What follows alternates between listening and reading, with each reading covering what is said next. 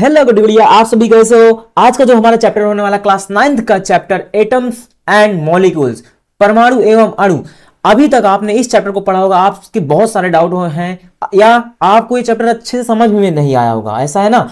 तो क्या है कि आज ये जो चैप्टर पढ़ने वाले कंप्लीट यार एकदम गन शॉट पढ़ने वाले। गन शॉट का मतलब कि जितना भी एनसीईआरटी जितने भी क्वेश्चन होते हैं, जितने भी कॉन्सेप्ट हैं, सभी आप इसी गन शॉट में पूरा कंप्लीट आप समझ जाएंगे।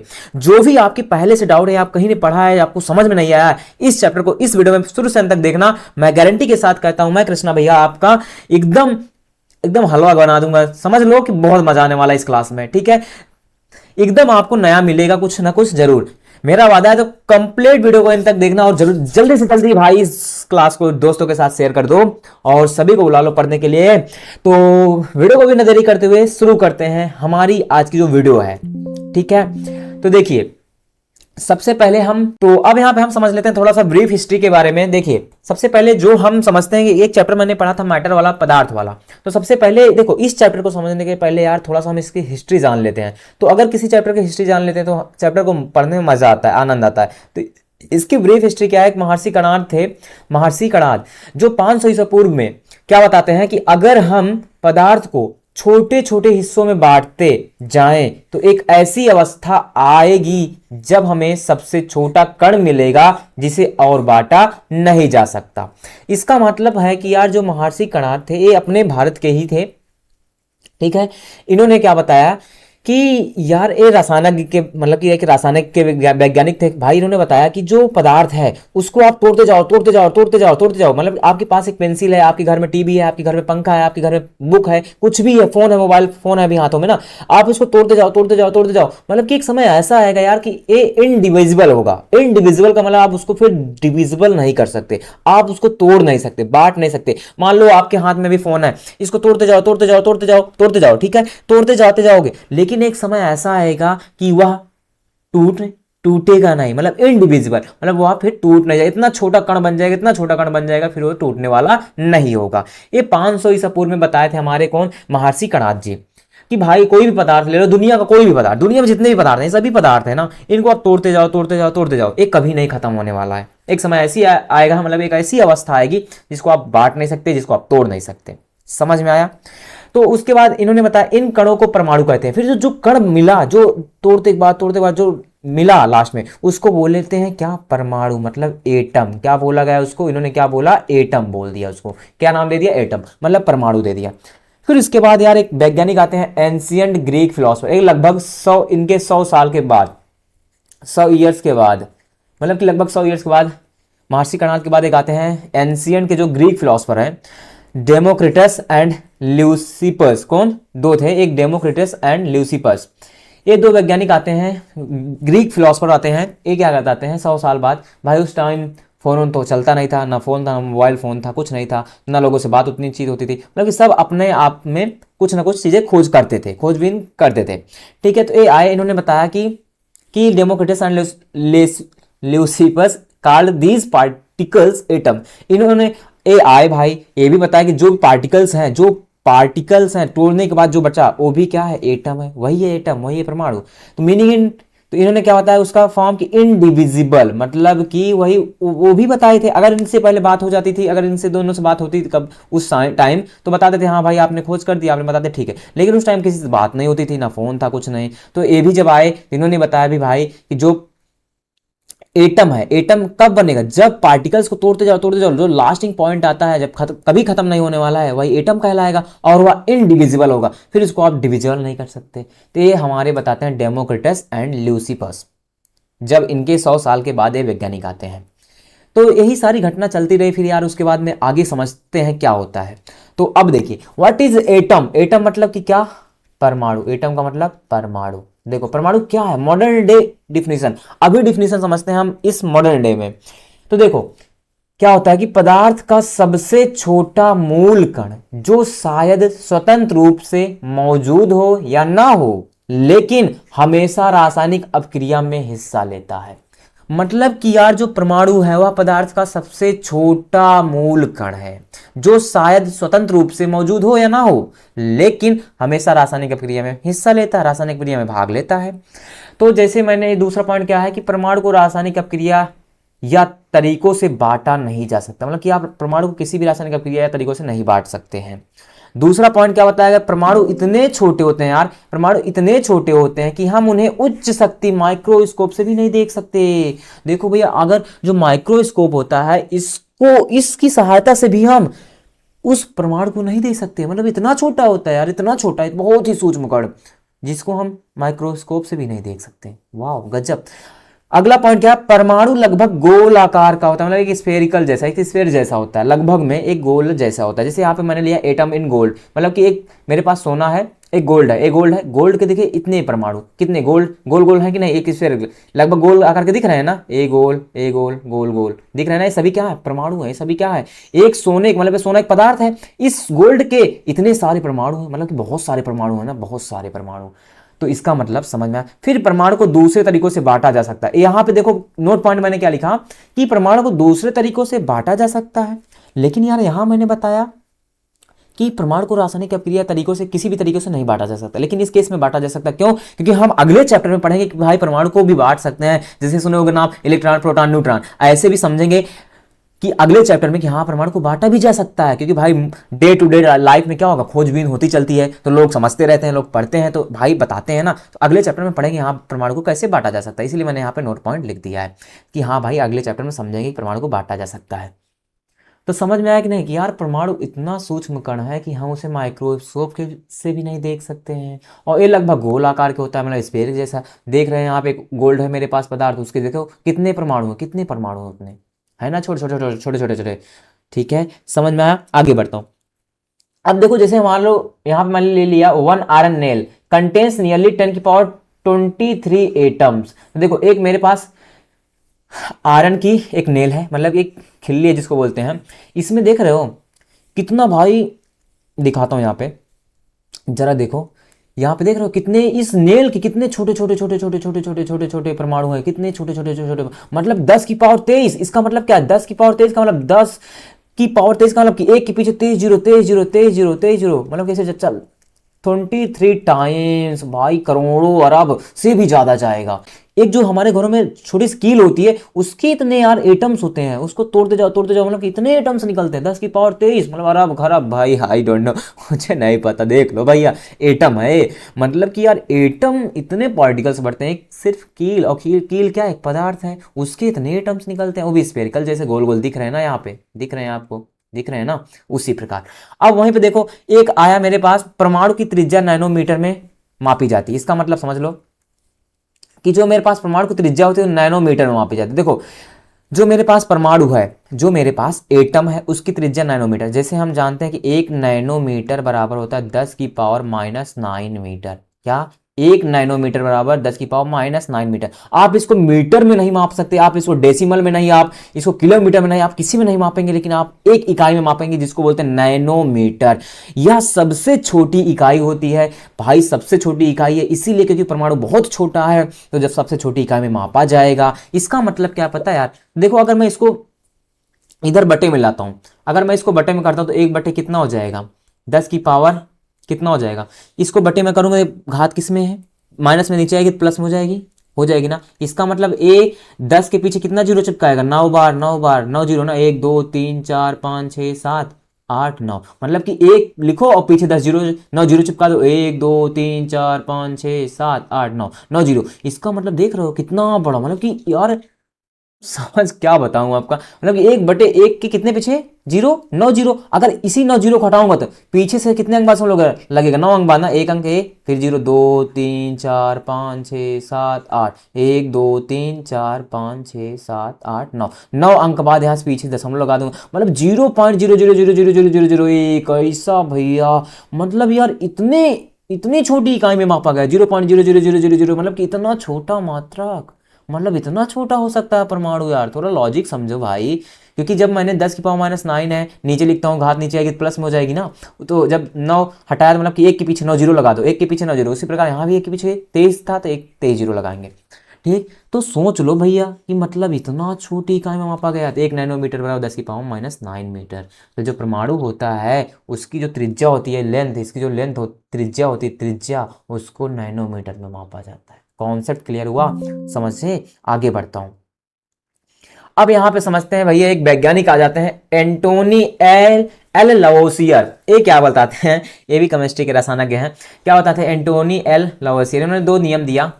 हाउ डू एटम्स इंटरैक्ट, मतलब परमाणु जो है कैसे इंटरैक्ट करते हैं। तो देखो इन्होंने क्या होता है, लॉज ऑफ केमिकल कॉम्बिनेशन, रासायनिक संयोजन के इन्होंने दो नियम दिए थे। पहला नियम मेरे पास क्या है, law of conservation of mass, द्रव्यमान संरक्षण का नियम। और दूसरा नियम मेरे पास क्या है, लॉ ऑफ कांस्टेंट प्रोपोर्शन, या इसी को बोल सकते हैं लॉ ऑफ डिफिनिट प्रोपोर्शन, मतलब स्थिर अनुपात का नियम। एंटोनी एल लवोसियर ने दो नियम दिए थे। इन्हीं दोनों नियम को हमें एक एक नियम करके पढ़ना है। पहला हम समझेंगे law of conservation of mass, मतलब द्रव्यमान संरक्षण का नियम। फिर उसके बाद हम पढ़ेंगे स्थिर अनुपात का नियम। तो मतलब कि रासायनिक संयोजन के दो नियम थे, द्रव्यमान संरक्षण का नियम और स्थिर अनुपात का नियम। आगे पढ़ते हैं एक एक नियम अच्छे से, ठीक है। तो सबसे पहले यार हम समझेंगे यहाँ पे द्रव्यमान संरक्षण का नियम, लॉ ऑफ कंजर्वेशन, ठीक है, मास। तो देखो सबसे पहले देखो क्या होता है कि रासायनिक अपक्रिया में द्रव्यमान को ना तो बनाया जा सकता है और ना ही नष्ट किया जा सकता है। मतलब द्रव्यमान संरक्षण का नियम ये बताता है कि जो द्रव्यमान, जो रासायनिक अपक्रिया होती है उसमें द्रव्यमान को आप तो ना ही नष्ट कर सकते हैं, ना ही आप बना सकते हैं। तो सबसे पहले मैंने यहाँ पे एक एग्जांपल, ये देखो से मेरे पास हाइड्रोजन है, हाइड्रोजन 4 ग्राम लिया है मैंने और 32 ग्राम ऑक्सीजन लिया है। जब इसको मिलाया तो वाटर बना। हाइड्रोजन और ऑक्सीजन से क्या मिलकर बनता है, वाटर बनता है ना। मतलब कि एक हाइड्रोजन ले लो और प्लस ऑक्सीजन ले लो, तो ये क्या बनता है, क्या बनेगा भाई, बराबर में H2O बनेगा कि नहीं। मतलब कि यहाँ पे हाइड्रोजन को दो अणु लेते हैं तो H2O जल बन जाता है। इसका मतलब सिंपल जानते रहो कि जब हम हाइड्रोजन और ऑक्सीजन को मिलाते हैं तो वाटर बनता है जल। तो 36 ग्राम बना। तो देखो इस साइड का जो, इस साइड की जो घटना हुई इसको हम बोलते हैं क्या, रिएक्टेंट, मतलब अभिकारक की साइड। और बना मेरे साइड क्या बना, उत्पाद क्या बना मेरे पास, प्रोडक्ट क्या बना 36 ग्राम। मतलब 4 ग्राम हाइड्रोजन जोड़ो, यहाँ पे 32 ग्राम ऑक्सीजन जोड़ो, 32 और 4 36, मतलब 36 ग्राम इधर भी रिएक्टेंट हो रहा है और 36 ग्राम इधर में प्रोडक्ट बन रहा है। तो मतलब कि दोनों साइड रिएक्टेंट और प्रोडक्ट बराबर आ रहे हैं कि नहीं। मतलब इस साइड को बोलते हैं अभिकारक और बराबर के जो साइड बनता है उसको बोलते हैं उत्पाद, ठीक है। तो दोनों बराबर आ रहे हैं। तो यहां से क्या कॉन्सेप्ट निकल रहा है कि अभिकारक का जो कुल द्रव्यमान है बराबर उत्पाद के कुल द्रव्यमान के बराबर आएगा। यही है द्रव्यमान संरक्षण का नियम। मतलब जितना आप अभिकारक लेंगे उतना ही मेरा उत्पाद बनेगा, जितना आप रिएक्टेंट लेंगे उतना प्रोडक्ट बनके तैयार होगा। यही है द्रव्यमान संरक्षण का नियम। मतलब रासायनिक अपक्रिया में द्रव्यमान को ना तो बनाया जा सकता है ना और ना ही नष्ट किया जा सकता है। समझ में आया कि नहीं। अब इससे कुछ हम एक एग्जांपल समझते हैं। तो देखो सबसे पहले मेरे पास यहाँ पे एक एग्जांपल है। मैंने एक सवाल लिया है यहाँ पे कि प्रश्न, एक क्वेश्चन क्या कहता है कि एक अपक्रिया में, क्या, एक अपक्रिया में 5.3 ग्राम, 5.3 ग्राम क्या है, कार्बोनेट, सोडियम कार्बोनेट है मेरे पास। 5.3 ग्राम मेरे पास क्या है, सोडियम कार्बोनेट है, एवं 6.0 मतलब 6 ग्राम एथेनोइक अम्ल है।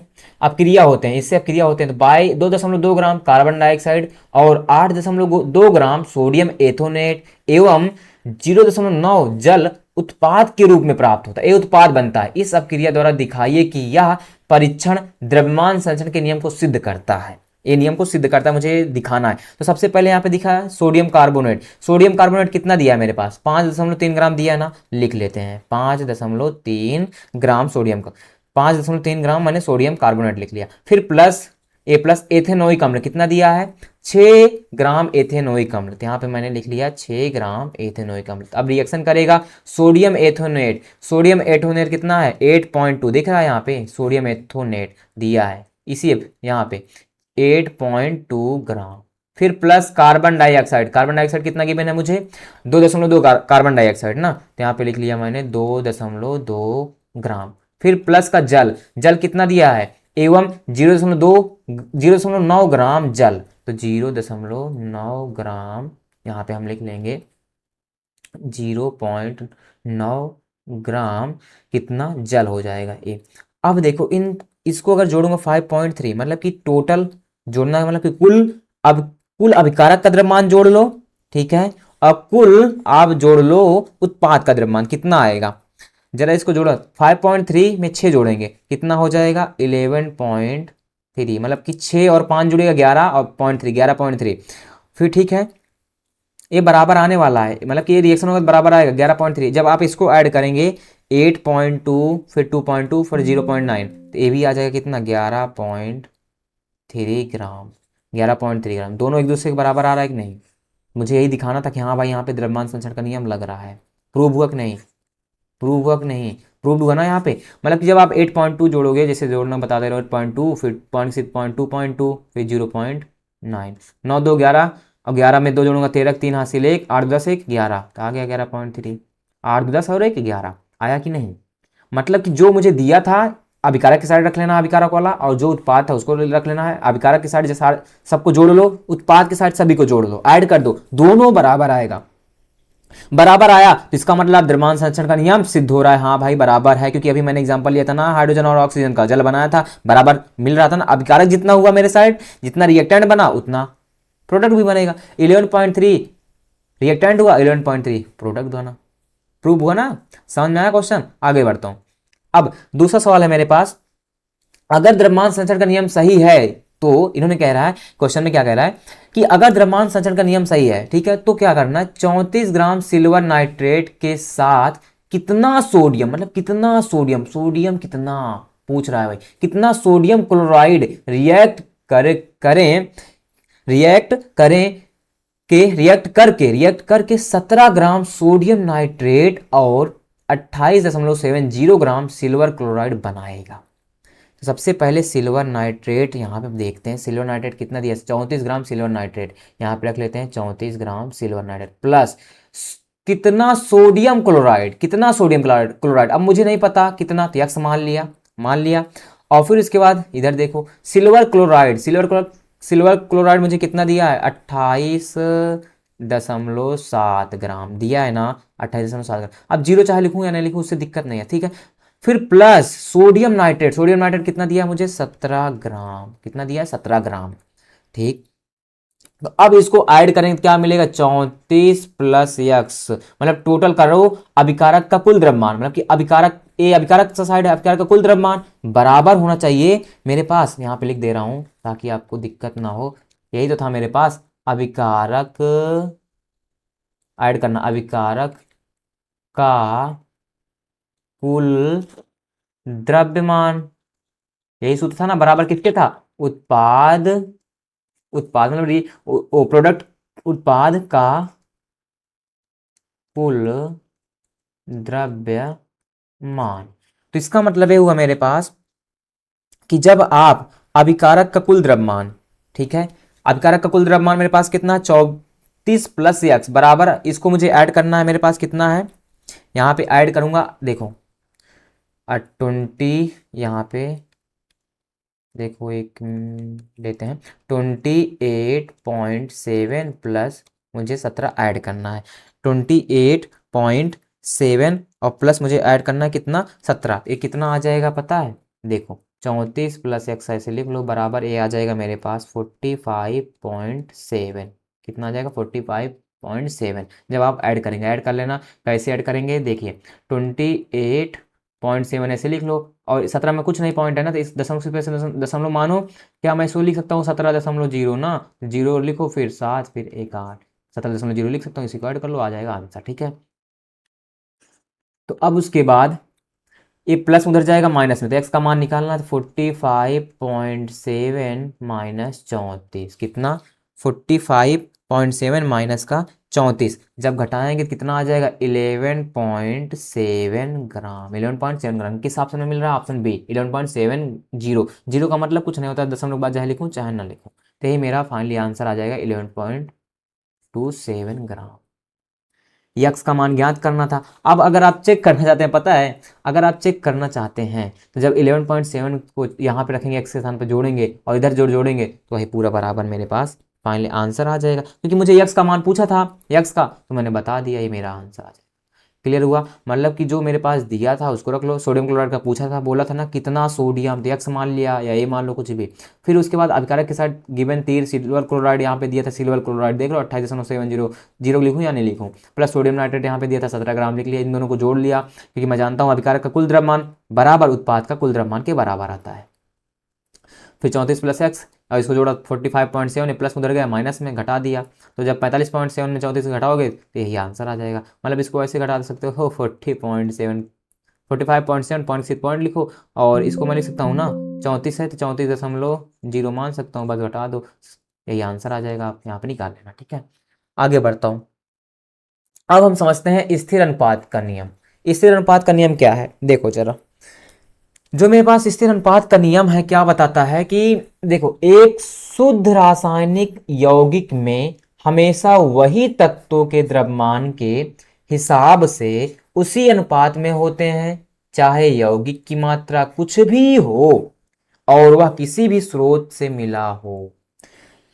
तो स्थिर अनुपात का नियम ये बताता है कि एक शुद्ध रासायनिक यौगिक में हमेशा वही तत्वों के द्रव्यमान के हिसाब से, मतलब कि वही तत्व के द्रव्यमान के हिसाब से उसी अनुपात में होते हैं, चाहे यौगिक के मात्रा कुछ भी हो, यौगिक आप कुछ भी हो, यौगिक मात्रा कुछ भी हो और वह किसी भी स्रोत से मिला हो, मैटर नहीं करता। तो समझो यहाँ पे एग्जांपल मैंने लिया, वाटर लिया, मतलब 36 ग्राम प्योर वाटर, 36 ग्राम प्योर वाटर, 4 ग्राम हाइड्रोजन है, ऑक्सीजन 32 ग्राम। तो यहाँ पे हाइड्रोजन 4 ग्राम अनुपात लेते हैं, ऑक्सीजन कितना 32 ग्राम, इसको काटेंगे 4 एकन्नम 4, 4 8 32, तो बराबर कितना आएगा 1:8 निकला। उसी प्रकार 18 ग्राम प्योर वाटर मैं लिया हूँ, फिर हाइड्रोजन की मात्रा यहाँ पे कितनी है 2, फिर अनुपाते ऑक्सीजन की मात्रा कितनी है 16, इसको काटते हैं 2 एकन्नम 2, 2 8 16, इसका अनुपात कितना निकला, ये भी 1:8 निकला कि नहीं। फिर उसी प्रकार मैंने 12 किलोग्राम प्योर वाटर लाया, फिर जब इसको बांटा तो इसका अनुपात कितना है, एक हाइड्रोजन 1 किलोग्राम है और अनुपात 8, ये भी 8 किलोग्राम। तो क्या दिख रहा है आपको, 1:8। हर केस में मुझे इसका स्थिर अनुपात है कि नहीं, फिक्स अनुपात है कि नहीं।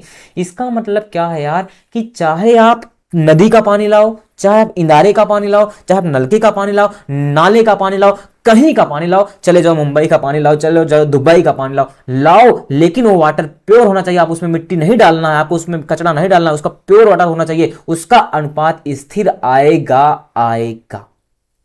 मतलब आप मान लो आप गंदे नाले का पानी उठा लाए, आप उसको प्योर नहीं किया, उसे उठा लाए, भैया यहाँ पे कहोगे यहाँ पे स्थिर अनुपात का नियम नहीं लागू हो रहा है, लेकिन उसको पहले प्योर बनाओ। प्योर जब कर दोगे तो वहां पे हाइड्रोजन और ऑक्सीजन का जो अनुपात होगा, जो वहां पे जल का अनुपात होगा, वो एकदम क्लियर होगा, वही आएगा। कोई भी दुनिया में आप यौगिक ले लीजिए, कोई भी ले लीजिए, वो शुद्ध होना चाहिए बस। तो यहाँ पे हम कह सकते हैं सो प्योर वाटर ऑलवेज, मतलब प्योर वाटर, ध्यान रखना, प्योर मतलब शुद्ध पानी, contains hydrogen and oxygen in ratio of 1:8 by mass. मतलब कि शुद्ध जो जल होता है उसमें 1% हाइड्रोजन होती है और 8% मतलब 1:8 में होता है हाइड्रोजन और ऑक्सीजन का अनुपात। 1 ग्राम ले लो, अगर 1 ग्राम हाइड्रोजन आएगी तो 8 ग्राम हाइड्रोजन, मतलब 1 ग्राम हाइड्रोजन और तो रहेगी तो ऑक्सीजन 8 ग्राम, मतलब कि हाइड्रोजन जो ऑक्सीजन का अनुपात आएगा वो 1:8 ही रहेगा। इससे आपको दुनिया में कोई भी सूत्र देगा, कोई भी यौगिक देगा, तो आपको पता है कि ना कि भैया जो हाइड्रोजन और ऑक्सीजन का अनुपात होता है, मुझे पता है, आई नो कि 1:8 मतलब 1:8, फिर जो किसी का और निकालना पड़ेगा तो उसी में हम मल्टीप्लाई कर देंगे। तो कॉन्सेप्ट क्लियर होगा कि नहीं। आप कहीं भी दुनिया से पानी लेकर आओ, लेकिन वो प्योर वाटर होना चाहिए, कंडीशन है प्योर वाटर होना चाहिए, उसका रेशियो 1:8 आएगा। क्लियर हुआ कॉन्सेप्ट, आगे बढ़ता हूं। ठीक है, तो अब यहाँ पे हम एक केस समझ लेते हैं। सवाल क्या है मेरे पास, केस ऑफ कार्बन डाइऑक्साइड। तो सबसे पहले यहाँ पे समझ लेता हूँ। देखो, कार्बन डाइऑक्साइड का सूत्र क्या होता है जानते हैं, जिसको नहीं पता याद कर लेना, CO2।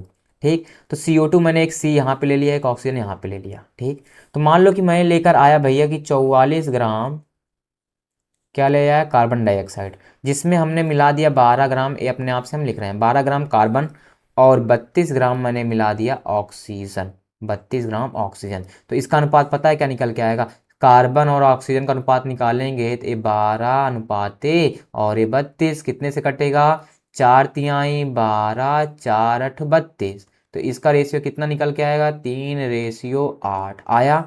उसी प्रकार मान लो भैया इसका आधा कर दिया, मान लो 22 ग्राम मैंने ले लिया कार्बन डाइऑक्साइड, मतलब 44 का आधा, फिर इसका 12 का आधा करोगे 6 ग्राम मान लो ले लिया, और 32 का आधा करोगे 16 ग्राम ले लिया। अब इसका निकालोगे रेशियो, तो 6 ग्राम कार्बन और 16 ग्राम ऑक्सीजन, काटेंगे तो कितने से कटेगा भाई पता है, कितने से कटेगा, देखो 3 से काटूंगा 2 तिहाई 6, ठीक, 2 तिहाई 6, 2 8 16, फिर आया कितना 3:8, फिक्स आ रहा है कि नहीं, 3:8 समझते जाओ। फिर मान लो 22 का आधा ले लिया 11 ग्राम ले लिया मैंने क्या, कार्बन डाइऑक्साइड, फिर 6 का आधा ले लिया मैंने 3 ग्राम, फिर ऑक्सीजन ले लिया मैंने 16 का आधा करो 8 ग्राम। तो ये भी देखो कार्बन का, कार्बन कितना ग्राम है 3 ग्राम, 3 ग्राम लिया, फिर ऑक्सीजन कितना है यहाँ पे 8 ग्राम लिया। देखो रेशियो इसका फिक्स आ रहा है कि नहीं, स्थिर अनुपात में आ रहा है कि नहीं, एक स्थिर फिक्स, एक फिक्स रेशियो आ रहा है कि नहीं, आपको दिखा एक फिक्स रेशियो, देख रहे हैं यहाँ पे 3:8, सबके केस में 3:8 आ रहा है कि नहीं, फिक्स रेशियो। वहीं पे मैं आपको एक क्वेश्चन देता हूं, कमेंट में जरूर करके बताना कि मान लो कि मेरे पास 88 ग्राम कार्बन डाइऑक्साइड है, तो कितना ग्राम कार्बन लेना पड़ेगा और कितना ग्राम ऑक्सीजन लेना पड़ेगा, ये आपको बताना है। उसका रेशियो क्या आएगा देख लेना। तो मतलब कि थोड़ा सा हिंट दे दे, यहाँ पे 44 ग्राम पहले लिया था ना, 44 का कितना दुगना है, दुगना 44 का ये दुगना है, इसका भी दुगना कर लेना और इसका भी दुगना कर लेना। कमेंट में आंसर बताना जरूर, ठीक है, बताना। मेरा तीसरा क्वेश्चन क्या है, प्रश्न तीसरा क्या कहता है कि हाइड्रोजन और ऑक्सीजन द्रव्यमान के हिसाब से 1:8 के अनुपात में मिलकर पानी बनाते हैं। इतना तो मैंने अभी सीखा था कि नहीं भैया, जो हाइड्रोजन होता है और जो ऑक्सीजन होता है वह 1:8 में के रूप में मिलके वह पानी बनाते हैं, वाटर बनाते हैं। तो वहीं पे कह रहे हैं 3 ग्राम हाइड्रोजन गैस के साथ पूरी तरह से प्रतिक्रिया करने के लिए कितनी ऑक्सीजन की गैस की जरूरत होगी। क्वेश्चन मेरा ए है। तो सबसे पहले देखो कि मेरे पास जो हाइड्रोजन और ऑक्सीजन का अनुपात दिया है 1:8 दिया है। फिर बोला 3 ग्राम हाइड्रोजन, तीन, अगर आप 3 ग्राम हाइड्रोजन ले लेते हैं तो ऑक्सीजन की कितनी ऑक्सीजन की आवश्यकता पड़ेगी, ये मेरा प्रश्न है। ठीक, तो देखो अगर मैं 1 ग्राम हाइड्रोजन लूंगा तो लेना पड़ रहा है मुझे कितने, 8 ऑक्सीजन। तो बताना भैया सिंपल सा, 3 ग्राम हाइड्रोजन का मान कितना होगा। जब 1 ग्राम हाइड्रोजन का मान 8 ऑक्सीजन के बराबर है तो 3 ग्राम हाइड्रोजन कितने ऑक्सीजन के बराबर होगा, 8 का 3 से गुणा, 8 त्रिक 24 ग्राम ऑक्सीजन के बराबर होगा, 24 ग्राम ऑक्सीजन। मतलब एक का मान, सुनो सुनो सुनो, एक का मान 3 के बराबर है तो 8, एक में 3 से गुणा कराऊंगा तो 3 ही करना 3, तो उसी प्रकार 8 में भी 3 से गुणा कर दो, 8 त्रिक 24, फाइनली आंसर आ जाएगा 24।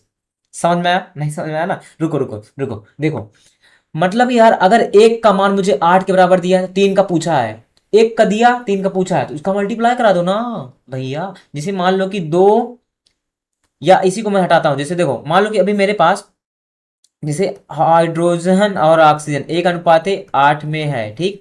अगर मान लो कि ऑक्सीजन को मैं कर दिया कितना, 5 गुना, कितना 5, मतलब एक का मान 5 दिया तो 8 का मान भी 5 गुना हो जाएगा, 5 8, 8 पंचे 40 हो जाएगा। वहीं पे हाइड्रोजन एक का मान, अगर एक को मैं 7 गुना कर दिया तो ऑक्सीजन भी 7 गुना हो जाएगा, 8 सते 56। तो उसी प्रकार हाइड्रोजन एक 3 गुना था तो ऑक्सीजन 8 था, तो 8 का 3 गुना 24 हो जाएगा। मतलब कि जितना आप हाइड्रोजन गुना करेंगे उतने ही ऑक्सीजन गुना होता चला जाएगा, उसका 8 गुना, मतलब ऑक्सीजन हाइड्रोजन एक है तो ऑक्सीजन 8 गुना होगा भैया, याद रखना। मतलब कि ऑक्सीजन अब 3 गुना करूंगा तो हाइड्रोजन को, जो ऑक्सीजन है उसको 3 गुना कर दे। कॉन्सेप्ट क्लियर हुआ, आगे बढ़ता हूँ। अगला सवाल मेरे पास क्या है, जरा ध्यान समझना, एनसीईआरटी का बहुत इंपॉर्टेंट क्वेश्चन है, इसमें लोग बच्चे बहुत कंफ्यूजन रहते हैं, इसको गलत कर जाते हैं। सवाल क्या कह रहा है, ध्यान समझना, कह रहा है जब 3 ग्राम कार्बन को, मतलब मेरे पास यहाँ पे दिया है कार्बन, लिख लेता हूं, कार्बन दिया कितने मेरे पास 3 ग्राम, ठीक। फिर प्लस 8 ग्राम, 8.0 मतलब कुछ नहीं, ठीक है, 8 ग्राम ऑक्सीजन में जलाया जाता है। मतलब मेरे पास दिया ऑक्सीजन, ठीक है ठीक है, ऑक्सीजन कितना दे दिया 8 ग्राम।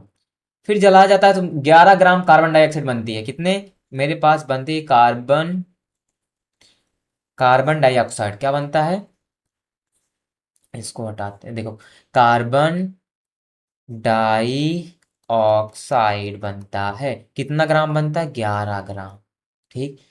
कार्बन डाइऑक्साइड 11 ग्राम बनती है।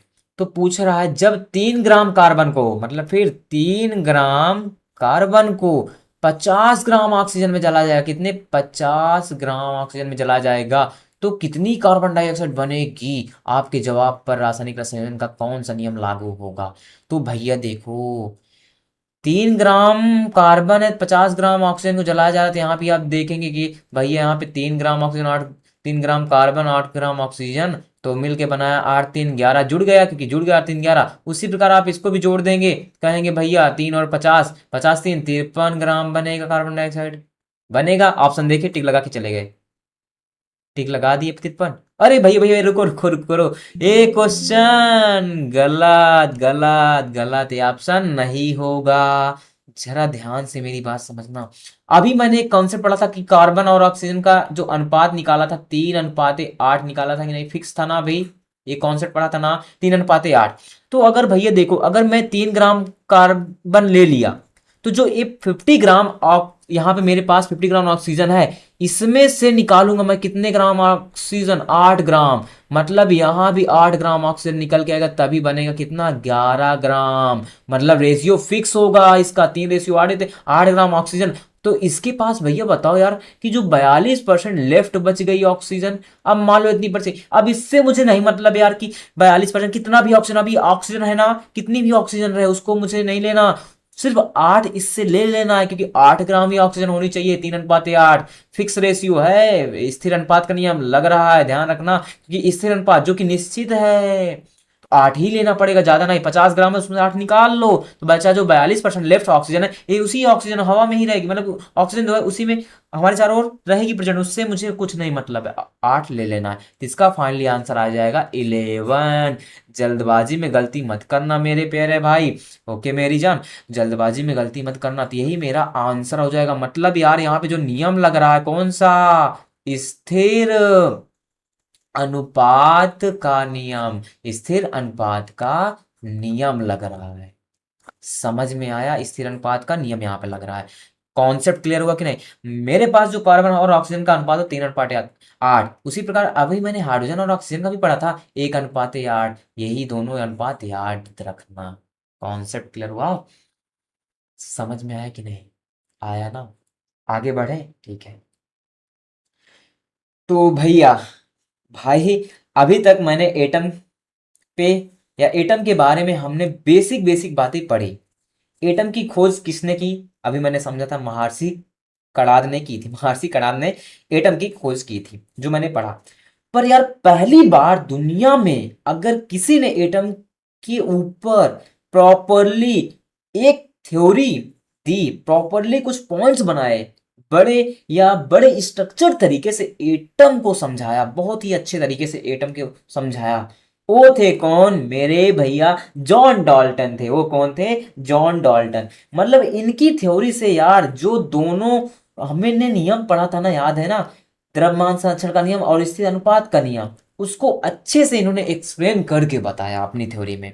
तो भैया दुनिया में सबसे उसके बाद जब आया डाल्टन ने, इन्होंने प्रॉपरली तरीके से स्ट्रक्चर वाइज तरीके से मुझे परमाणु के बारे में समझाते हैं। बेसिक बेसिक चीजें मैंने पढ़ी, फिर भैया जब डाल्टन आ गए, भैया यही है डाल्टन, दिख रहे हैं ना, तो इन्होंने स्ट्रक्चर वाइज परमाणु के बारे में बताया। समझते हैं कि कॉन्सेप्ट देखिए क्या है, डाल्टन एटॉमिक थ्योरी क्या थी, डाल्टन का परमाणु सिद्धांत क्या था, ध्यान समझेंगे, ठीक है। भागना नहीं है, बैठे रहना, ध्यान समझते चलना बस, ठीक है, डरना नहीं है। तो देखो सबसे पहला काम, डाल्टन जो थे, डाल्टन के परमाणु सिद्धांत के अनुसार सभी पदार्थ बहुत छोटे छोटे अविभाज्य कणों से मिलकर बने होते हैं, जिन्हें हम परमाणु कहते हैं। ये भैया जॉन डाल्टन बताते हैं कि जो डाल्टन के परमाणु सिद्धांत के अनुसार ये क्या कहते हैं कि सभी पदार्थ बहुत छोटे छोटे, जितने भी पदार्थ हैं दुनिया में, जितने भी पदार्थ हैं, ये सभी बहुत ही छोटे छोटे अविभाज्य कणों से मिलकर बने, मतलब कि आप उनको इनडिविजिबल नहीं कर सकते, अविभाज्य कणों से मिलकर बने होते हैं, जिन्हें परमाणु कहते हैं। और दूसरा पॉइंट क्या बताया, इनका परमाणु सिद्धांत रासायनिक संयोजन के नियमों पर आधारित है। मतलब कि जो डाल्टन का परमाणु सिद्धांत था इनका ना, वो रासायनिक संयोजन के नियमों पर आधारित है। तीसरा पॉइंट में क्या होता है, डाल्टन के परमाणु सिद्धांत ने द्रव्यमान संरक्षण के नियम और निश्चित अनुपात के नियम, मतलब वही जो पढ़ा था स्थिर अनुपात का नियम ना, के लिए एक स्पष्टीकरण प्रदान किया, मतलब उसके बारे में डिफाइन किया, एक्सप्लेन किया, अच्छे से बताया। किसने बताया, यही हमारे डाल्टन भाई साहब ने। तो भैया अब हम समझेंगे डाल्टन के जो परमाणु के बारे में बताए हैं डाल्टन ने, वो अच्छे से कैसे ब्रीफ तरीके से डिफाइन किया है हमारे डाल्टन भाई साहब। समझ में आया कि ये डाल्टन के परमाणु सिद्धांत थे, मतलब कि डाल्टन का परमाणु सिद्धांत आता है तो आप ये तीनों पॉइंट लिख देंगे अच्छे से, ठीक है, याद कर लेना। आगे बढ़ता हूँ। अब मेरा अगला टॉपिक क्या है, डाल्टन के परमाणु सिद्धांत की अभिधारणाएं क्या रही, मान्यताएं क्या रही, मतलब इसको हम बोलते हैं पोस्टुलेट्स एंड अजम्पशंस क्या रहे डाल्टन के। तो देखिए पहला है मेरे पास, पहला पॉइंट क्या बताया, डाल्टन के परमाणु सिद्धांत के जो अभिधारणाएं लिखिए, आता है कि हाँ भैया ये सभी अभिधारणा आप लर्न कर लेना, लिख लेना, याद कर लेना कि अभिधारणाएं क्या थी डाल्टन के, उनके मन में क्या चल रहा था यार, उन्होंने क्या दिया, उनकी मान्यताएं क्या आई, जो आगे चल के प्रूवली सिद्ध हुई और फॉलो हुआ हो रहा है। तो पहले पॉइंट में क्या होता है कि सभी पदार्थ बहुत छोटे कणों से बने होते हैं जिन्हें परमाणु कहते हैं, जो रासायनिक अभिक्रिया में भाग लेते हैं। मतलब कि जितने भी मान लो कि छोटे छोटे, मान लो मैंने ले लिए पदार्थ, छोटे छोटे छोटे जैसे पदार्थ मिलकर बनेंगे एक फिर पदार्थ बनाएगा ना, बनाएगा ना। इसका मतलब सभी पदार्थ बहुत छोटे छोटे कणों से मिलकर बने होते हैं जिन्हें हम परमाणु कहते हैं, इन्हें परमाणु कहते हैं, जो रासायनिक अभिक्रिया में भाग लेते हैं। भाग स्वाभाविक सी बात है, रासायनिक अभिक्रिया में भाग लेंगे, जितना अभिकारक होगा उतना उत्पाद बनेगा, जितना रिएक्टेंट मतलब उतना प्रोडक्ट बनेगा। दूसरा पॉइंट, परमाणु अविभाज्य कण होते हैं। क्या? परमाणु अविभाज्य कण होते हैं जिन्हें रासायनिक अपक्रिया में बनाया या नष्ट नहीं किया जा सकता। मतलब इन्होंने कहा, एक कौन सा नियम पे आधारित है पता है? कौन सा नियम है? देखो, जो मैंने पढ़ा था द्रव्यमान संरक्षण का नियम वही था ना, याद करो। द्रव्यमान संरक्षण का नियम को डिफाइन कर रहे हैं। परमाणु अविभाज्य कण होते हैं जिन्हें रासायनिक अपक्रिया में बनाया ना नष्ट नहीं किया जा सकता। मतलब कि जिसे ना तो बनाया जा सकता है ना ही नष्ट किया जा सकता है। मतलब मान लो मैंने एक बड़ा सा पदार्थ ले लिया, इसके कितने भी कण करते जाओ, उसको एक अविभाज्य कण है, उसको आप एक समय ऐसा आप अविभाज्य कर ही नहीं सकते। फिर सेकंड फर्स्ट ला ही में तो बताया गया था कि द्रव्यमान संरक्षण का नियम ना तो परमाणु ना तो परमाणु का अविभाज्य कण है जिसे ना तो नष्ट किया जा सकता ना ही बनाया जा सकता है। तीसरा तीसरा पॉइंट क्या है? किसी दिए गए तत्व के परमाणु द्रव्यमान और रासायनिक गुणों में एक जैसे होते हैं। मतलब ये है यार कि मेरे पास क्या बोला जा रहा है कि किसी दिए गए तत्व के परमाणु द्रव्यमान और रासायनिक गुणों में एक जैसे होते हैं। रासायनिक गुणों में एक जैसे होते हैं। मतलब कि मान लो कि मैं एक तत्व ले लिया, कार्बन, क्या कार्बन ले लिया, या आप ऑक्सीजन ले लो, हाइड्रोजन ले लो, कुछ भी ले लो, कोई तत्व ले लिया मैंने, कार्बन, ठीक है, ले लिया। तो क्या बोल रहा है कि किसी दिए गए तत्व के परमाणु द्रव्यमान, इसके जो परमाणु द्रव्यमान आएंगे, कितने इसके परमाणु द्रव्यमान कार्बन के होते हैं? 4 परमाणु द्रव्यमान। कितने? 4। मतलब कि 4 इसमें अणु, 4 परमाणु रहते हैं, ठीक है, परमाणु द्रव्यमान 4। द्रव्यमान और रासायनिक गुणों में एक जैसे होते हैं, मतलब कि हर जगह इनका व्यवहार सब जगह एक जैसा होगा, क्योंकि कार्बन 4 परमाणु क्रमांक होता है, इसलिए 4 परमाणु द्रव्यमान होते हैं इसमें, ठीक है। तो इसका मतलब हर जगह समान रहेगा। समझ में आया कि नहीं? अगला पॉइंट क्या कहते हैं कि अलग अलग तत्व के परमाणु का द्रव्यमान और रासायनिक गुण अलग अलग। मतलब कि अलग अलग तत्व के परमाणु का द्रव्यमान और रासायनिक गुण अलग होते हैं। जैसे मैंने ले लिया यहाँ पे H और प्लस ले लिया ऑक्सीजन, और हाइड्रोजन और ऑक्सीजन को मिलाएंगे तो जल बनता है, हम जानते हैं ही है। तो मान लो कि यहाँ पे मैं हाइड्रोजन 2 ले लिया, H 2 ले लिया, ऑक्सीजन 1 ले लिया, दिखाने के लिए हाइड्रोजन 1 H2O बनता है ना। मतलब कि अलग अलग तत्व, एक हाइड्रोजन अलग तत्व है, एक ऑक्सीजन अलग तत्व है, और रासायनिक गुण अलग अलग होते हैं। भाई हाइड्रोजन का अलग रासायनिक गुण होगा और ऑक्सीजन का अलग रासायनिक गुण होगा। समझ में आया कि नहीं? हाइड्रोजन का अलग गुण होगा रासायनिक और ऑक्सीजन का, लेकिन अलग अलग तत्व के परमाणु द्रव्यमान और रासायनिक गुण अलग अलग होते हैं। भाई सिंपल से, परमाणु द्रव्यमान इसका 2, इसका 1, मतलब हाइड्रोजन का उस तरह 1 होता है। जब हम परमाणु द्रव्यमान तो 2 ही होता है, लेकिन परमाणु क्रमांक 1 होता है। ऑक्सीजन का परमाणु द्रव्यमान जब 16 जाते हैं, लेकिन ऑक्सीजन का परमाणु क्रमांक 1 होता है। तो मतलब इनका कोई भी तत्व ले लें आप दुनिया में, उन सब का भैया परमाणु द्रव्यमान और रासायनिक गुण अलग अलग। समझ में आया कि नहीं? फिर उसके बाद इन्होंने बोला अगला पॉइंट, परमाणु छोटे पूर्णांकों के अनुपात में मिलकर यौगिक बनाते हैं। परमाणु छोटे पूर्णांकों के अनुपात में मिलकर यौगिक बनाते हैं। जैसे एक परमाणु ले लिया C, एक ले लिया ऑक्सीजन O, तो बनाता है क्या? कार्बन डाइऑक्साइड CO2, मतलब C1 ले लिया, O2 लिया, लिया कि नहीं? मतलब यहाँ पे C1 लिया और ऑक्सीजन 2 लेना पड़ेगा। तभी तो इन्होंने बताया कि परमाणु छोटे छोटे छोटे पूर्णांकों के अनुपात में मिलकर मिलकर यौगिक बनाते हैं, और CO2 क्या हो जाता है कि यौगिक बन जाता है। उसी प्रकार मान लो जैसे मैंने एक नाइट्रोजन ले लिया और एक हाइड्रोजन ले लिया, तो बनता है एक अमोनिया। अमोनिया जिसका सूत्र होता है NH3, क्या? जिसका सूत्र होता है NH3।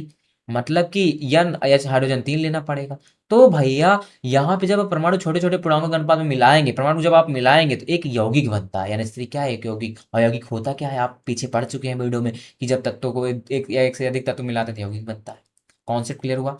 अगला पॉइंट क्या कहा? किसी दिए गए यौगिक में परमाणु की सापेक्ष संख्या और प्रकार स्थिर रहते हैं। क्या? स्थिर रहते हैं। किसी दिए गए यौगिक, मान लो यौगिक दे दिया आपको H2A की यौगिक है, ठीक।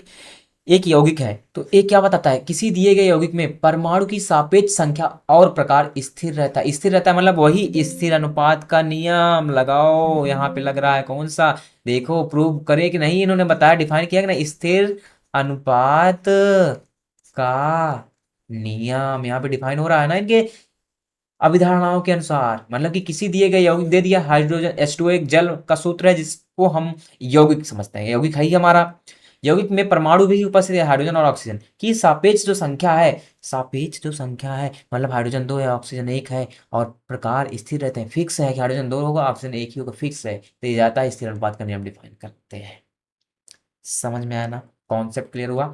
अब यहाँ पे हम समझते हैं डाल्टन के परमाणु सिद्धांत की कमियां क्या रह गई। डाल्टन के परमाणु सिद्धांत की क्या कमियां रह गई। तो भाई जो डाल्टन आए थे उन्होंने अपने सिद्धांत में कुछ बताया, भाई कुछ कमियां भी तो रह जाती है ना, कोई जितने भी साइंटिस्ट आते हैं कुछ ना कुछ कमियां छूट जाती है। तो क्या रहा कि पहला परमाणु विभाज्य होते हैं, इन्होंने परमाणु विभाज्य होते हैं इसके बारे में क्या बताया, डाल्टन के परमाणु सिद्धांत के अनुसार परमाणु अविभाज्य थे, ये तो डाल्टन ने बताया था, लेकिन अब हम जानते हैं कि परमाणु विभाज्य होता है परमाणु प्रतिक्रिया से। ये हम पढ़ते हैं अगले चैप्टर में पढ़ेंगे, नाभिकीय सरण नाभिकीय विखंडन में, ठीक है। तो एक परमाणु इलेक्ट्रॉन, इलेक्ट्रॉन मतलब ई से, प्रोटॉन मतलब पी पॉजिटिव से, न्यूट्रॉन मतलब एन से बना होता है। तो भाई इसमें भी विभाजित होता है, लेकिन डाल्टन ने याद करो यार बताया था कि परमाणु अविभाज्य है, लेकिन उनकी कमियां रह गई कि परमाणु विभाज्य कण होता है, इलेक्ट्रॉन प्रोटॉन न्यूट्रॉन। ये हम अगले चैप्टर में पढ़ेंगे इसके बारे में, ठीक। तो फिर उसने बताया अगला समस्थानिक। समस्थानिक का मतलब है डाल्टन का परमाणु सिद्धांत कहता है कि किसी भी तत्व के सभी परमाणु का द्रव्यमान बिल्कुल एक जैसा होता है, लेकिन अब हम जानते हैं कि एक ही तत्व के परमाणु का द्रव्यमान थोड़ा अलग हो सकता है, इन्हें समस्थानिक कहते हैं। जैसे मान लो एक हाइड्रोजन होता है, इसको लिखते हैं 1H1, 1H2, 1H3, तीन हाइड्रोजन के क्या बोला कि डाल्टन का परमाणु सिद्धांत कहता है कि किसी तत्व के सभी परमाणु मतलब कि एक हाइड्रोजन है, इसका तत्व के सभी परमाणु द्रव्यमान बिल्कुल एक जैसा होता है, मतलब कि एक एक एक एक मतलब जो परमाणु क्रमांक एक जैसा होता है, लेकिन अब हम जानते हैं कि एक ही तत्व के परमाणु का द्रव्यमान थोड़ा अलग हो सकता है। मतलब कि परमाणु क्रमांक तो समान होगा लेकिन द्रव्यमान एक इसका, फिर हाइड्रोजन का 2 हो गया, फिर 3, इसको हम पढ़ते हैं बोलते हैं इसको protium deuterium tritium, 1H1 1H2 1H3 का सूत्र होता है, protium deuterium and tritium, tritium, ठीक। तो समस्थानिक किसे कहते हैं, इसमें एक कमी निकल के, एक समस्थानिक जो परमाणु क्रमांक होंगे किसी भी तत्व के परमाणु क्रमांक समान होते हैं, जिसके परमाणु क्रमांक समान हो और द्रव्यमान संख्या जो होती है भिन्न भिन्न। देखो परमाणु क्रमांक 1 1 1 समान है लेकिन द्रव्यमान संख्या ऊपर 1 2 3 ये भिन्न भिन्न है, उसे समस्थानिक कहते हैं। फिर संभारिक के बारे में आज समझते हैं। क्या कहते हैं कि डाल्टन के परमाणु सिद्धांत में कहा गया था, याद करो कहा गया था कि अलग अलग तत्व के परमाणु का द्रव्यमान अलग अलग होता है। भाई ये बात कही थी इन्होंने कि डाल्टन के परमाणु सिद्धांत में कहा गया था कि अलग अलग तत्व के परमाणु द्रव्यमान अलग अलग होता है, लेकिन अब हम जानते हैं कि अलग अलग तत्व के परमाणु का द्रव्यमान भी एक जैसा हो सकता है। संभारिक इन्हें कहते हैं, संभारिक कहते हैं। मतलब कि हम पढ़ेंगे कि जो तत्व होता है उसका द्रव्यमान संख्या समान होगा लेकिन परमाणु क्रमांक अलग अलग होगा, उसे संभारिक कहते हैं। संभारिक किसे कहते हैं, जिसके द्रव्यमान संख्या समान होगी लेकिन परमाणु क्रमांक अलग अलग होंगे, ठीक है। पढ़ेंगे आगे अगले चैप्टर में अच्छे से इसके बारे में, ठीक है। बढ़ते हैं आगे। अब यहां पे समझते हैं हम डाल्टन से सिंबल्स ऑफ एलिमेंट्स और एटम्स। भैया जो डाल्टन थे फर्स्ट ऐसे वैज्ञानिक थे यार, Dalton was the first scientist to use the symbol for elements. मतलब यार डाल्टन एक ऐसे फर्स्ट साइंटिस्ट है जिन्होंने जो सिंबल का यूज किया, किसका, सिंबल का, मतलब किसी तत्व का प्रतीक बताना है तो उन्होंने सिंबल का यूज किया। जैसे यहाँ पे हाइड्रोजन मतलब कि एक गोला लिखो उसके पीछे डॉट बना दो, ये हाइड्रोजन से, फिर एक कार्बन एक गोला लिख बना दो, ऑक्सीजन एक गोला बना दो, फिर फास्फोरस तो एक गोला बनाओ उसके नीचे ऐसे निशान दे दो, फिर सल्फर बनाओ तो एक गोला बनाओ एक प्लस का निशान दे दो, फिर यहाँ पे लीड एल से, कॉपर सी से एक गोला बनाओ सी रख दो, फिर गोल्ड को देखो ऐसे बना के, प्लेटिनम देखो, मरकरी देखो। तो भैया डाल्टन एक पहले वैज्ञानिक थे जिन्होंने यार की सिंबल को दिया, मतलब कि सिंबल दिया, एलिमेंट के सिंबल दिया। तो यार समझो जरा कि क्या मुझे सिंबल याद रहेंगे, सोचो अपने माइंड में कि यार इतना, ये फिर थोड़ा आगे जाके क्या हो टफ साबित होने लगा कि थोड़ा सा यार मुझे सिंबल याद करने। भाई थोड़ा इसको देखो मरकरी, जरा मरकरी देखो, मरकरी एक गोला बनाएंगे डॉट डॉट डॉट डॉट, इतना क्या डॉट याद करोगे, इसको गोल्ड देख लो, एक जी लिखो बीच में ऐसे लाइन बना दो, ऐसे याद रहेगा क्या आपको, जरा सोचो भाई। तो भाई ये क्या हुआ कि इन्होंने जो सिंबल दिया वह सही तो था, लेकिन लोगों को उसको याद करने में कठिनाई होने लगी। भाई कितना दिन तक याद रखेंगे ऐसा सिंबल, ऐसा टाइप का ना, तो ज़्यादा दिनों तक याद नहीं रहा। तो क्या हुआ कि जो ए डॉल्टन थे, इन्होंने बताया कि इन्होंने इनिशियल नेमिंग फिर कुछ की बेस्ड ऑन डिस्कवरी लोकेशन। मतलब कि इन्होंने, जैसे मान लो कि मैंने एग्जांपल है कॉपर डिराइव्ड फ्रॉम सिप्रस, मतलब कि जो कॉपर था उसको पाए थे इन्होंने कहाँ डिस्कवरी की थी, सिप्रस में, एक आइलैंड है सिप्रस में पाए थे। तो बेस्ड ऑन कलर, मतलब कि इसके बाद क्या बताया कि लोकेशन सिप्रस, सिप्रस में एक जगह ऐसी जगह है जहां पे कॉपर को पाया गया था, तो इन्होंने सिप्रस, सिप्रस मतलब कॉपर बता दिया, सिप्रस से कॉपर ले लिया। फिर उसके बाद इन्होंने बताया बेस्ड ऑन कलर, मतलब दूसरा पॉइंट क्या बना, नेम दिया बेस्ड ऑन कलर। मतलब जैसे गोल्ड, गोल्ड कैसे होता है आप देखे होंगे, येलो दिखता है ना, येलो येलो टाइप का दिखता है ना गोल्ड, तो मतलब कि गोल्ड येलो टाइप का दिखता है, तो उसको बोलने लगे भाई येलो है, मतलब कि कलर के जैसे गोल्ड, मतलब कि जिस गोल्ड, मतलब कि गोल्ड येलो टाइप दिखता है ना, तो मतलब कि उससे कलर के, मतलब कुछ तत्व, जैसे जब तत्व को पाए जहां पे जिस जगह पे पाते थे उस जगह से रिलेटेड उसका नाम दे देते थे और उसका कलर देखकर उसको बता देते कि हाँ इसका ऐसा रहेगा, फिर उन्होंने अपने सिंबल दे दिए। तो भाई जब आगे चल के पता चला कि यार ये लोगों को, यार भाई बच्चों यार सभी को समझने में दिक्कत है कि समझ तो ले रहे हैं लेकिन यार इसको याद करने में प्रॉब्लम आएगी, सिंबल कौन इतना टाइम तक याद रखेगा ना, ऐसा थोड़ी ना होगा यार इतना टाइम तक। तो फिर आगे चल के भैया क्या, I am back, I am back, मतलब अब आता है modern symbols, modern symbols of elements और एटम्स, मतलब कि अब आ जाते हैं आपने आधुनिक दुनिया में अभी कहाँ खोए थे, अब आ जाते हैं अपने आधुनिक दुनिया में, मॉडर्न डेज में आ जाते हैं कि इसमें एलिमेंट और एटम्स को एक आ जाता है मेरे पास IUPAC, मतलब IUPAC, इसका फुल फॉर्म देखते हैं। आई से इंटरनेशनल होता है और यू से होता है यूनियन, क्या यूनियन, यूनियन, और पी से होता है यूनियन ऑफ, लिखेंगे पी से प्योर, क्या प्योर, ए से होता है अप्लाइड, प्योर एंड, क्या लिखना है pure and applied, APPLIED applied, और सी से होता है केमिस्ट्री, CHEMISTRY, क्या हुआ इसका फुल फॉर्म बन गया IUPAC। आई का मतलब इंटरनेशनल, यू का मतलब यूनियन, ऑफ, ऑफ बीच में लगाएंगे क्योंकि कई सारे वर्ड जुड़ रहे हैं ना, ऑफ, पी से प्योर, ए एंड भी जोड़ना है आपको, ठीक है बीच में, फिर ए से अप्लाइड केमिस्ट्री, मतलब international union of pure and applied chemistry, A होता है हमारे पास IUPAC का नाम। अब उसके बाद देखते हैं, देखो जैसे मान लो कि मैंने एक यहाँ पे मैंने एक लेता हूं मैं, जैसे first letter of element name in capital, IUPAC जब आई तो इसमें बताता है कि first letter, first letter, first letter of element, जो भी एलिमेंट का, जो भी मेरे पास एलिमेंट होगा उसका जो फर्स्ट लेटर होगा, नेम इन, इन कैपिटल, किसमें कैपिटल में, मतलब जैसे मान लो मैंने लिखा हाइड्रोजन, क्या लिखा हाइड्रोजन लिखा, तो इसका जो कैपिटल लेटर फर्स्ट क्या है, एच, एच है, तो हाइड्रोजन को एच से व्यक्त करेंगे। फिर जैसे मान लो लिखा ऑक्सीजन, क्या ऑक्सीजन, तो इसका कैपिटल लेटर क्या है ओ, तो मतलब कि इसको कैपिटल लेटर ओ से ले लिए। फिर मान लो जैसे मैंने लिखा कार्बन, कार्बन लिया, तो इसका फर्स्ट लेटर कैपिटल क्या है, फर्स्ट लेटर लेना है सी और कैपिटल में लेना, मतलब सी से व्यक्त करेंगे कार्बन को। समझ में आया कि नहीं। फिर उसके बाद दूसरे पॉइंट इन्होंने बताया, दूसरे पॉइंट में IUPAC ने क्या डिफाइन किया कि भैया कि जो फर्स्ट लेटर ऑफ एलिमेंट लेंगे उनका हम सेकंड लेटर भी ले सकते हैं। मतलब ये हुआ यार कि जो हम सेकंड लेटर भी लेकर हम उनको दिखा सकते हैं। जैसे यहाँ पे मान लो लिखा मैं यहाँ पे, देखो जैसे मान लो लिखा मैंने एल्यूमिनियम, क्या होता है ALUMINUM, एल्यूमिनियम, तो इसका हम सेकंड लेटर भी ले लेंगे AL, तो मतलब एल्यूमिनियम के AL से व्यक्त करेंगे। उसी प्रकार मान लो एक एग्जांपल ले लेते हैं जैसे कैल्शियम, CALCIUM, कैल्शियम, तो इसका फर्स्ट एंड सेकंड दोनों ले लिया तो कैल्शियम बन गया।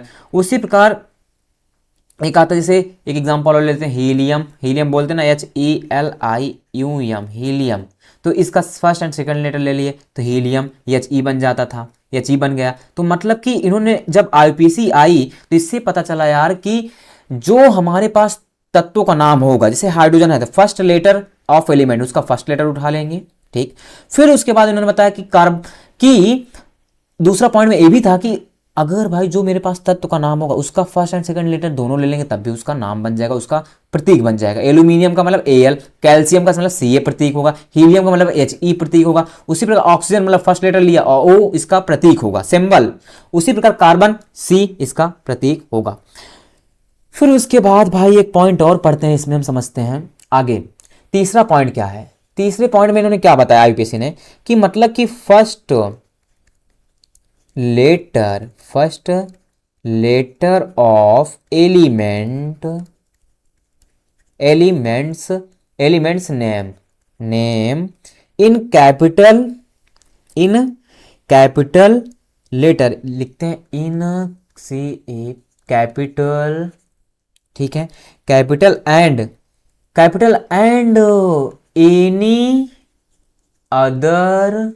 एनी अदर लेटर, क्या any other letter in small. इसका मतलब क्या है, आईपीएससी ने तीसरा पॉइंट में क्या बताया कि फर्स्ट लेटर ऑफ एलिमेंट मतलब उस एलिमेंट का पहला लेटर लो इन कैपिटल में, एंड एनी अदर जो दूसरा लेटर बनता है उसको स्मॉल में भी ले सकेंगे। जैसे मैं यहां पे लिखता हूं ZINC मतलब जिंक, तो ये बनता है फर्स्ट लेटर ले लेंगे। फिर इसके बाद एनी अदर, इसमें कोई लेकर ले लिए जिंक, ZN ले लिए, जिंक बन गया स्मॉल लेटर। फिर उसके बाद यहाँ पे अगला जैसे मान लो मैंने लिखा मैग्नीशियम, MAGNESIUM मैग्नीशियम, तो पहला यम तो ले लिए कैपिटल में यम तो ले लिए, लेकिन फिर उसमें इसमें से कोई भी एनी अदर जी ले लिए, सही जो बैठ रहा था ले लिए आईपीएससी के अकॉर्डिंग, आईपीएससी ने बताया कोई भी, तो MG बन गया मैग्नीशियम। फिर उसके बाद आता है एक एग्जांपल और ले लेते हैं, जैसे मान लो ले लूँ CHLORINE, ये 10th में काम देगा आपको, किसी तत्व के कैसे उसको उसके सिंबल क्या होते हैं प्रतीक, ठीक है। मैंने लिया क्लोरीन कैपिटल पहला ले लिए और इनको अच्छा लगा आईपीएससी अकॉर्डिंग L ले लिए स्मॉल लेटर, क्लोरीन Cl मतलब क्लोरीन को किससे व्यक्त करेंगे, Cl से। समझ में आया कि नहीं। फिर उन्होंने आईपीएससी अकॉर्डिंग फोर्थ पॉइंट क्या क्लियर हुआ कि taken from LATIN Latin comma German और ग्रीक, मतलब कुछ ग्रीक जर्मन लैटिन शब्दों में भी लिखे जाएंगे तत्वों को। जैसे मान लो मैंने लिखा आयरन, आयरन, आयरन को फेरम बोला गया, क्या बोला गया, फेरम आईपीएससी के अकॉर्डिंग, तो इसका प्रतीक दिया गया Fe, क्या Fe, और हम लोग इसको फेरस बोलते हैं, ठीक है, लैटिन भाषा में इसको फेरम बोला जाता है। फिर उसके बाद मान लो मैंने ले लिया सोडियम, SODIUM सोडियम, तो सोडियम को बोलते हैं जर्मन या लैटिन एक ग्रीक भाषा में इसको बोलते हैं सोडियम ही बोलेंगे, ठीक है। फिर उसके बाद सोडियम तो बोलते हैं लेकिन इसको जर्मन भाषा में क्या बोलते थे पता, नाट्रियम, तो इसका जो प्रतीक रखे गए Na रख दिए, Na मतलब नाट्रियम, Na से नाट्रियम होता है, इसको लैटिन भाषा में बोला गया, और लेकिन हम लोग सोडियम को Na से डिफाइन करने लगे। समझ में आया नहीं, जब सोडियम बोलते थे Na, लेकिन इसका अलग जर्मन लैटिन भाषा में इसका नाम था नाट्रियम, क्या नाट्रियम बोला जाता था, इसको क्या बोला जाता था, नाट्रियम। समझ में आया। एक और एग्जांपल लेते हैं यहाँ पे पोटेशियम का, क्या देखो POTA पोटासियम, पोटासियम, तो पोटेशियम के इन्होंने जर्मन भाषा में क्या बोलते थे पता है, देखो इन क्या बोलते थे जर्मन भाषा में, इसको क्या बोलते थे याद है, देखो इसको बोलते हैं कालियम बोलते थे, क्या कालियम, क्या इसको लैटिन भाषा में क्या बोलते थे, कालियम। लेकिन अब हम भैया इसको पोटेशियम को के से व्यक्त करते हैं, पोटेशियम को के से, इसको लैटिन भाषा में कालियम बोला जाता था, क्या कालियम। तो अब लेकिन पोटेशियम आईपीएससी जब से आ गए तो ये पोटेशियम को मतलब कि चार तरीके से बताया है, तो पोटेशियम मतलब के से लेने लगे गए। तो आईपीएससी भाई सिंबल तो याद नहीं किया जाता था जो डाल्टन ने देकर गया था। फिर उसके बाद इन्होंने जब आईपीएससी आई तो आईपीएससी 4 पॉइंट बताया, फर्स्ट लेटर ऑफ एलिमेंट मतलब कोई भी एलिमेंट हो, कोई भी तत्व, उसका फर्स्ट लेटर से हम डिफाइन करेंगे उस तत्व का सिंबल। फिर दूसरा इन्होंने बताया कि वही जो मेरे पास लेटर होगा उसका फर्स्ट लेटर कैपिटल लेंगे और छोटा उसमें से अगला लेटर स्मॉल लेंगे।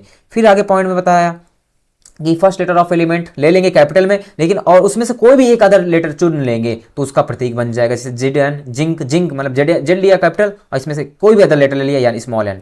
फिर उसके बाद चौथा पॉइंट बताया टेकन फ्रॉम लैटिन जर्मन और ग्रीक, कुछ ऐसे तत्व जो जर्मन और जर्मन में बोले जाएंगे लैटिन में, जैसे आयरन को हम लोग बोलेंगे फेरम लैटिन भाषा में, सोडियम को लैटिन में नाट्रियम, पोटेशियम को कालियम, कालियम तो के से व्यक्त किया गया, फेरम को Fe से और सोडियम को Na से। ये सारे प्रतीक हम याद करेंगे आगे अभी पढ़ेंगे तो, ठीक है। हमें सारे प्रतीक 10th में भी काम आता है, इंपॉर्टेंट है, पढ़ लेना, ध्यान समझ लेना। आप सभी के सामने फर्स्ट 20 एलिमेंट्स लेकर आया हूँ विद सिंबल के साथ। तो होता क्या है, ये सभी जितने एलिमेंट हैं पीरियोडिक टेबल में रखे गए थे फर्स्ट 20 एलिमेंट, ठीक है।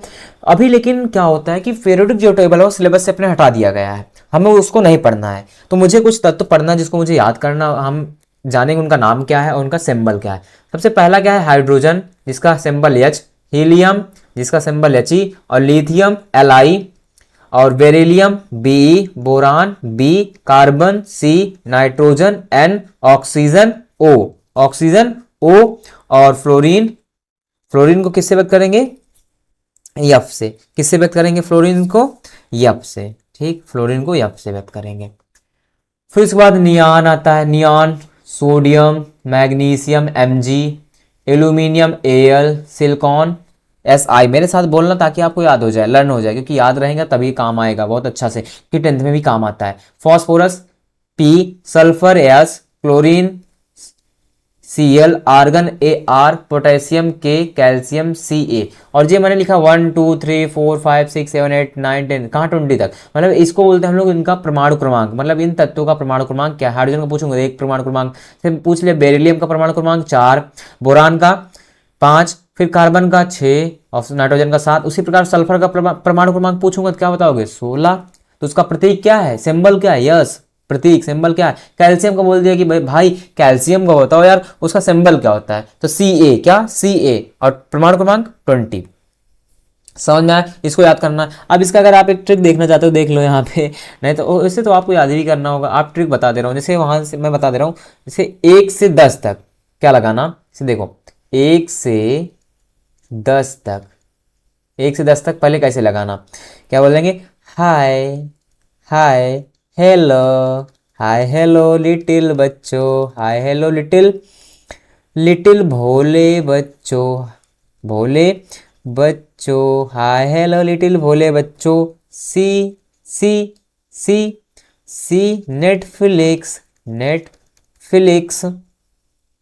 Netflix on Friday night, NIGHT night.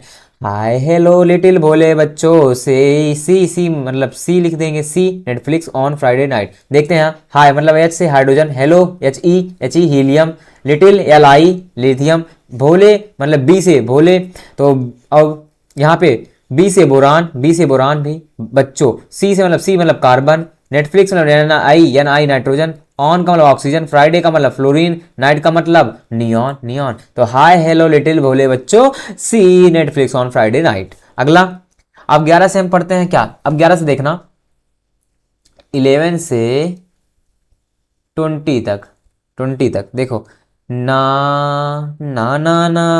मांगो सोना चांदी, मतलब ना मांगो अलादीन, ना मांगो अलादीन से पेप्सी, ना मांगो अलादीन से पेप्सी सोडा, ना मांगो अलादीन से पेप्सी सोडा, कोला और काजू कतली। मुंह में पानी तो नहीं आ रहा भाई, हाँ बता देना, काजू कतली CATLI, काजू कतली। तो मतलब क्या बना, ना मांगो अलादीन से पेप्सी सोडा कोला और काजू कतली। ना से मतलब ना से यानी सोडियम, MG से मैंगो से मतलब MG बना दो मैग्नीशियम, अलादीन मतलब एल्यूमिनियम, S से मतलब सिलिकॉन और पेप्सी मतलब P से फास्फोरस, S से सोडा मतलब सल्फर, Cl से कोला मतलब क्लोरीन, आर्गन मतलब AR से और पोटेशियम मतलब काजू, K से काजू मतलब काजू, Ca से मतलब कैल्शियम, Ca से कैल्शियम मतलब कतली। तो ना मांगो अलादीन से पेप्सी सोडा कोला और काजू कतली, हाय हेलो लिटिल भोले बच्चों से नेटफ्लिक्स ऑन फ्राइडे नाइट। याद होगा ना, आप याद करना, ट्रिक अच्छी लगे तो याद करना, इसी से याद कर लेना और याद करना, ठीक है। आगे बढ़ता हूँ, तो अब यहाँ पे प्रतीकों वाले कुछ और अन्य तत्व हैं जो कि आपको लर्न करना है, कुछ और हैं। जैसे मेरे पास है एल्यूमिनियम, क्या है एल्यूमिनियम का प्रतीक क्या होगा Al, एल्यूमिनियम का प्रतीक क्या होगा Al, ठीक। उसी प्रकार आर्गन, आर्गन का प्रतीक क्या बनेगा Ar, आर्गन का प्रतीक क्या बनेगा आर। और फिर बेरियम, बेरियम का प्रतीक बोरान का B, bromine Br, calcium Ca, carbon का C, क्लोरीन का Cl, कोबाल्ट का CO, ये प्रतीक है। फिर उसके बाद एलिमेंट तत्व, सिंबल का मतलब प्रतीक copper, copper Cu, fluorine F, gold का यू, ये यू याद करना गोल्ड का, hydrogen H, iodine I, iron Fe, lead, lead मतलब Pb, Pb मतलब लेड होता है, सीसा जिसको बोलते हैं, magnesium Mg, neon Ne, nitrogen N, oxygen O, potassium K, silicon Si, silver मतलब Ag, याद रखना है silver Ag, sodium Na, sulphur S, uranium U बोलते हैं, जिंक मतलब Zn, Zn। ये थोड़ा प्रतीक है जिनको आप इनको लर्न कर लेना, ठीक है, याद कर लेना। आगे बढ़ता हूं, तो अब यहाँ पे हम समझते हैं अगला पॉइंट क्या है मेरा, मॉलिक्यूल्स मतलब अणु, अणु किसे कहते हैं। देखो सबसे पहले अणु समझने पहले थोड़ा कुछ पॉइंट समझ लेते हैं। पॉइंट नंबर 1 क्या है, केवल कुछ तत्वों के परमाणु ही स्वतंत्र रूप से मौजूद होते हैं, मतलब कुछ ऐसे तत्व होते हैं जिनके परमाणु स्वतंत्र रूप से, मतलब अकेला बेचारा अकेला, मुझे किसी का साथ नहीं रखना है, मतलब मैं साधु संत हूं भैया, मैं साधु संत हूं एकदम अकेला, मुझे किसी का साथ नहीं चाहिए। तो मतलब जैसे हीलियम He, नियान और आर्गन एग्जाम्पल है। और दूसरी नोबल गैसों के परमाणु स्वतंत्र रूप से रह सकते हैं, मतलब कि जो भी नोबल गैसें होती है जिसको हम बोलेंगे अक्रिय गैस, हीलियम, नियान, ये दिखेंगे हमेशा अकेला, किसी के साथ नहीं रहेंगे, अकेला कहते हैं हम साधु संत हैं भैया, मैं अकेला ही रहूंगा, ठीक है। तो मतलब कि कोई केवल कुछ तत्वों के जो परमाणु होते हैं वो अकेले रहते हैं। दूसरा पॉइंट, ज्यादातर तत्वों के परमाणु स्वतंत्र रूप से मौजूद नहीं होते, और कुछ ऐसे ज्यादातर तत्वों के परमाणु मतलब कुछ ऐसे तत्वों के जो परमाणु होंगे, एटम होंगे, वह स्वतंत्र रूप से मौजूद नहीं होते हैं। तो अब यहाँ पे हम समझ लेते हैं अणु, अणु क्या है, मॉलिक्यूल कहते किसे हैं। जैसे देखो एक ही, क्या यहाँ पे बोला जा रहा है, एक ही या अलग तरह के दो या दो से ज्यादा परमाणु मिलकर एक अणु बनाते हैं, मतलब एक ही या अलग तरह के दो या दो से ज्यादा परमाणु मिलकर एक अणु बनाते हैं। जैसे एग्जांपल मैंने लिया हाइड्रोजन, हाइड्रोजन बेचारा एक परमाणु, हाइड्रोजन बेचारा एक परमाणु, तो मतलब एक ही बोला ना हाइड्रोजन, हाइड्रोजन मतलब कि एक परमाणु हुआ ना हाइड्रोजन, तो मिल के क्या बनाएगा मॉलिक्यूल। तो उसी प्रकार यहाँ पे अगला ऑक्सीजन, ऑक्सीजन भी अकेला बेचारा है, अकेला कहा ना एक ही, तो ऑक्सीजन अकेला परमाणु मिलके मॉलिक्यूल बना। फिर लेकिन यार देखो ये दो, इसके दो अणु हैं, अब देखो मॉलिक्यूल अणु बना लेकिन इसके दो परमाणु, एक ऑक्सीजन अकेला एक ऑक्सीजन अकेला, फिर यहाँ एक ऑक्सीजन एक ऑक्सीजन, इसका मतलब उसी प्रकार हाइड्रोजन एक हाइड्रोजन, जब हाइड्रोजन को हम लिखते हैं H2 के रूप में लिखते हैं, इसका मतलब इसके दो परमाणु, मतलब कि इसके दो परमाणु ज्यादा परमाणु मिलकर एक अणु बनाते हैं, मतलब कि दो परमाणु मिले तो एक अणु बन जाएगा पूरा H2। उसी प्रकार ऑक्सीजन, ऑक्सीजन देखो दो परमाणु है ना, ऑक्सीजन में दो परमाणु, तो मतलब O2 बनेगा, O2 क्या आ जाएगा मॉलिक्यूल में। उसी प्रकार वाटर में देख लो, वाटर का मतलब कि यहाँ पे हाइड्रोजन, हाइड्रोजन के कितने परमाणु हैं, हाइड्रोजन के दो अणु है, मतलब दो परमाणु है, ऑक्सीजन के एक परमाणु मिलकर एक अणु बनाते हैं H2O, मतलब जिसका जल का सूत्र हो जाता है H2O, हुआ कि नहीं। तो उसी प्रकार कार्बन डाइऑक्साइड से CO2 होता है, कार्बन डाइऑक्साइड का सूत्र CO2 होता है, इसमें कार्बन के एक परमाणु ऑक्सीजन के दो परमाणु मिलकर एक मॉलिक्यूल बनाते हैं, एक अणु बनाते हैं CO2 मतलब कार्बन डाइऑक्साइड बनाते हैं। कार्बन के एक परमाणु ऑक्सीजन के दो परमाणु मिलकर एक CO2 सूत्र बनाते हैं, जिसको बोलते हैं कार्बन डाइऑक्साइड।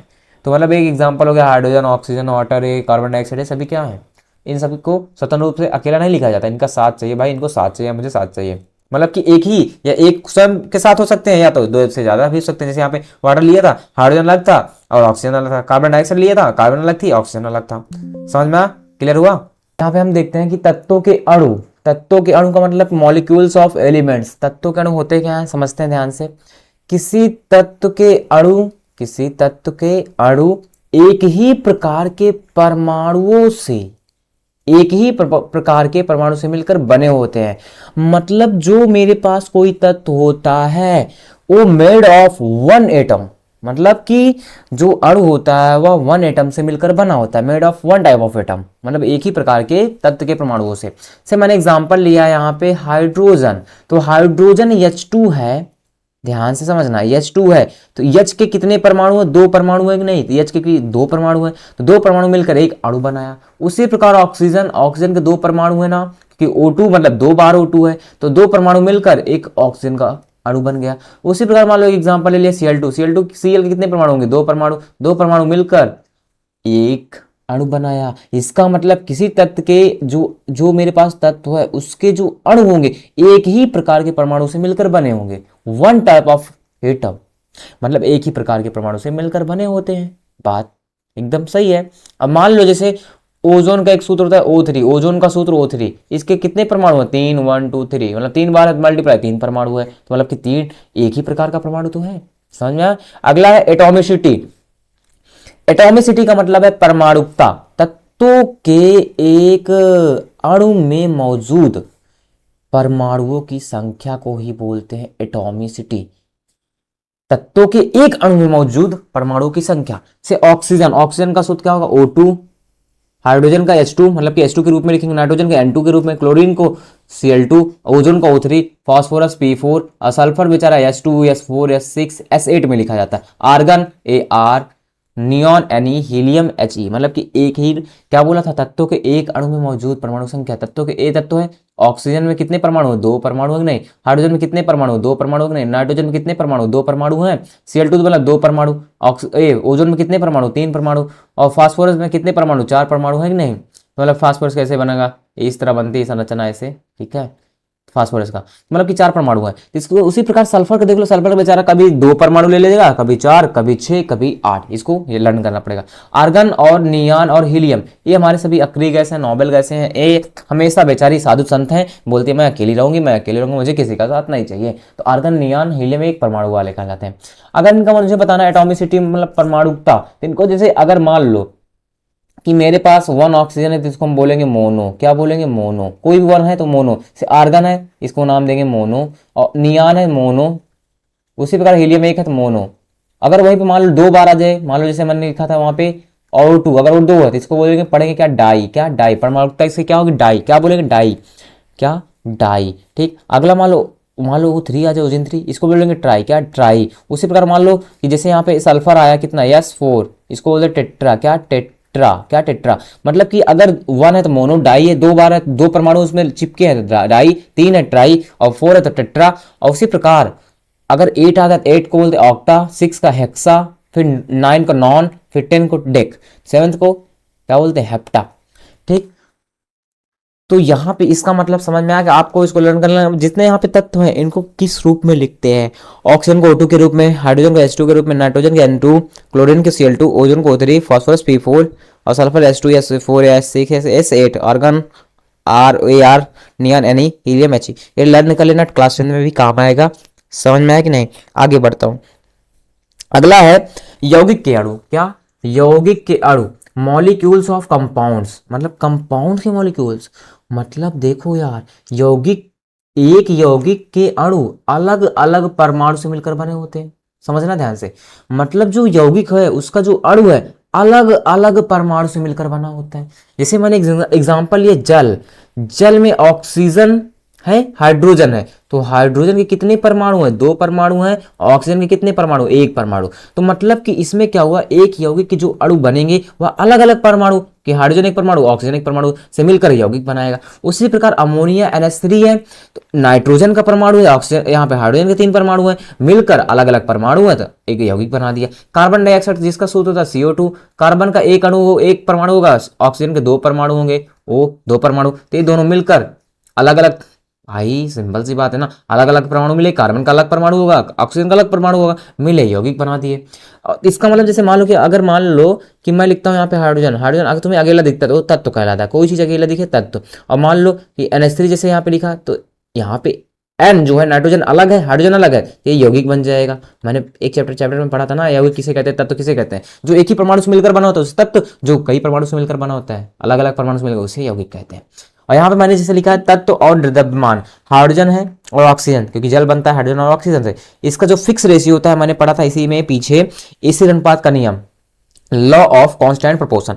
तो अब ऑक्सीजन, इसका जो अनुपात होता है फिक्स रेशियो होता है 1:8। क्या? 1:8। याद कर लेना, इसको लर्न कर लेते हैं, जल का अनुपात फिक्स में। उसी प्रकार अमोनिया मतलब N14 और हाइड्रोजन का 3, इसका भी फिक्स रेशियो होता है 14:3। ये याद कर लेना, आगे हम निकालना सीखेंगे कैसे निकाला जाता है इसका, ठीक है, फिक्स रेशियो। उसी प्रकार कार्बन डाइऑक्साइड CO को मैंने पढ़ा था CO3 और ऑक्सीजन 8, तो इसका मतलब 3:8। मैंने एक सवाल किया था ना, याद करो पीछे, जो कार्बन डाइऑक्साइड का फिक्स रेशियो होता है इस 3:8 में होता है। कितने? 3:8 में। अमोनिया पूछो कितने रेशियो होता है? 14:3। और इसका हाइड्रोजन मतलब जल का पूछो तो जल का कितना अनुपात होता है? 1:8। ये फिक्स रेशियो, इसको लर्न कर लेना, ठीक है, आगे हम समझेंगे याद कैसे निकाला जाता है।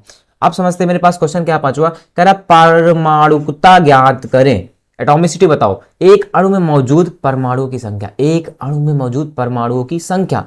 तो पहला मुझे बताना है किसका, H2SO4 बताना है इसका, इसकी परमाणुकता क्या आएगी। तो यहाँ पे देखो हाइड्रोजन कितने हैं, हाइड्रोजन कितने हैं, मतलब एक हाइड्रोजन है, मल्टीप्लाई दो से मल्टीप्लाई करा दो, फिर प्लस जोड़ो, सल्फर कितना है, एक है, फिर प्लस ऑक्सीजन कितना है, ऑक्सीजन मेरे पास कितना है, एक, ऑक्सीजन कितना है, एक है, 4 से मल्टीप्लाई कराओ, 4 से मल्टीप्लाई, 2 इकन्नम 2 प्लस 1 4 इकन्नम 4, कितना बन जाएगा, 4 1 5 5 2 7, तो आ जाएगा इसका परमाणुकता 7। अगला Al2SO4 का होल थ्राइस, इसका बताना है।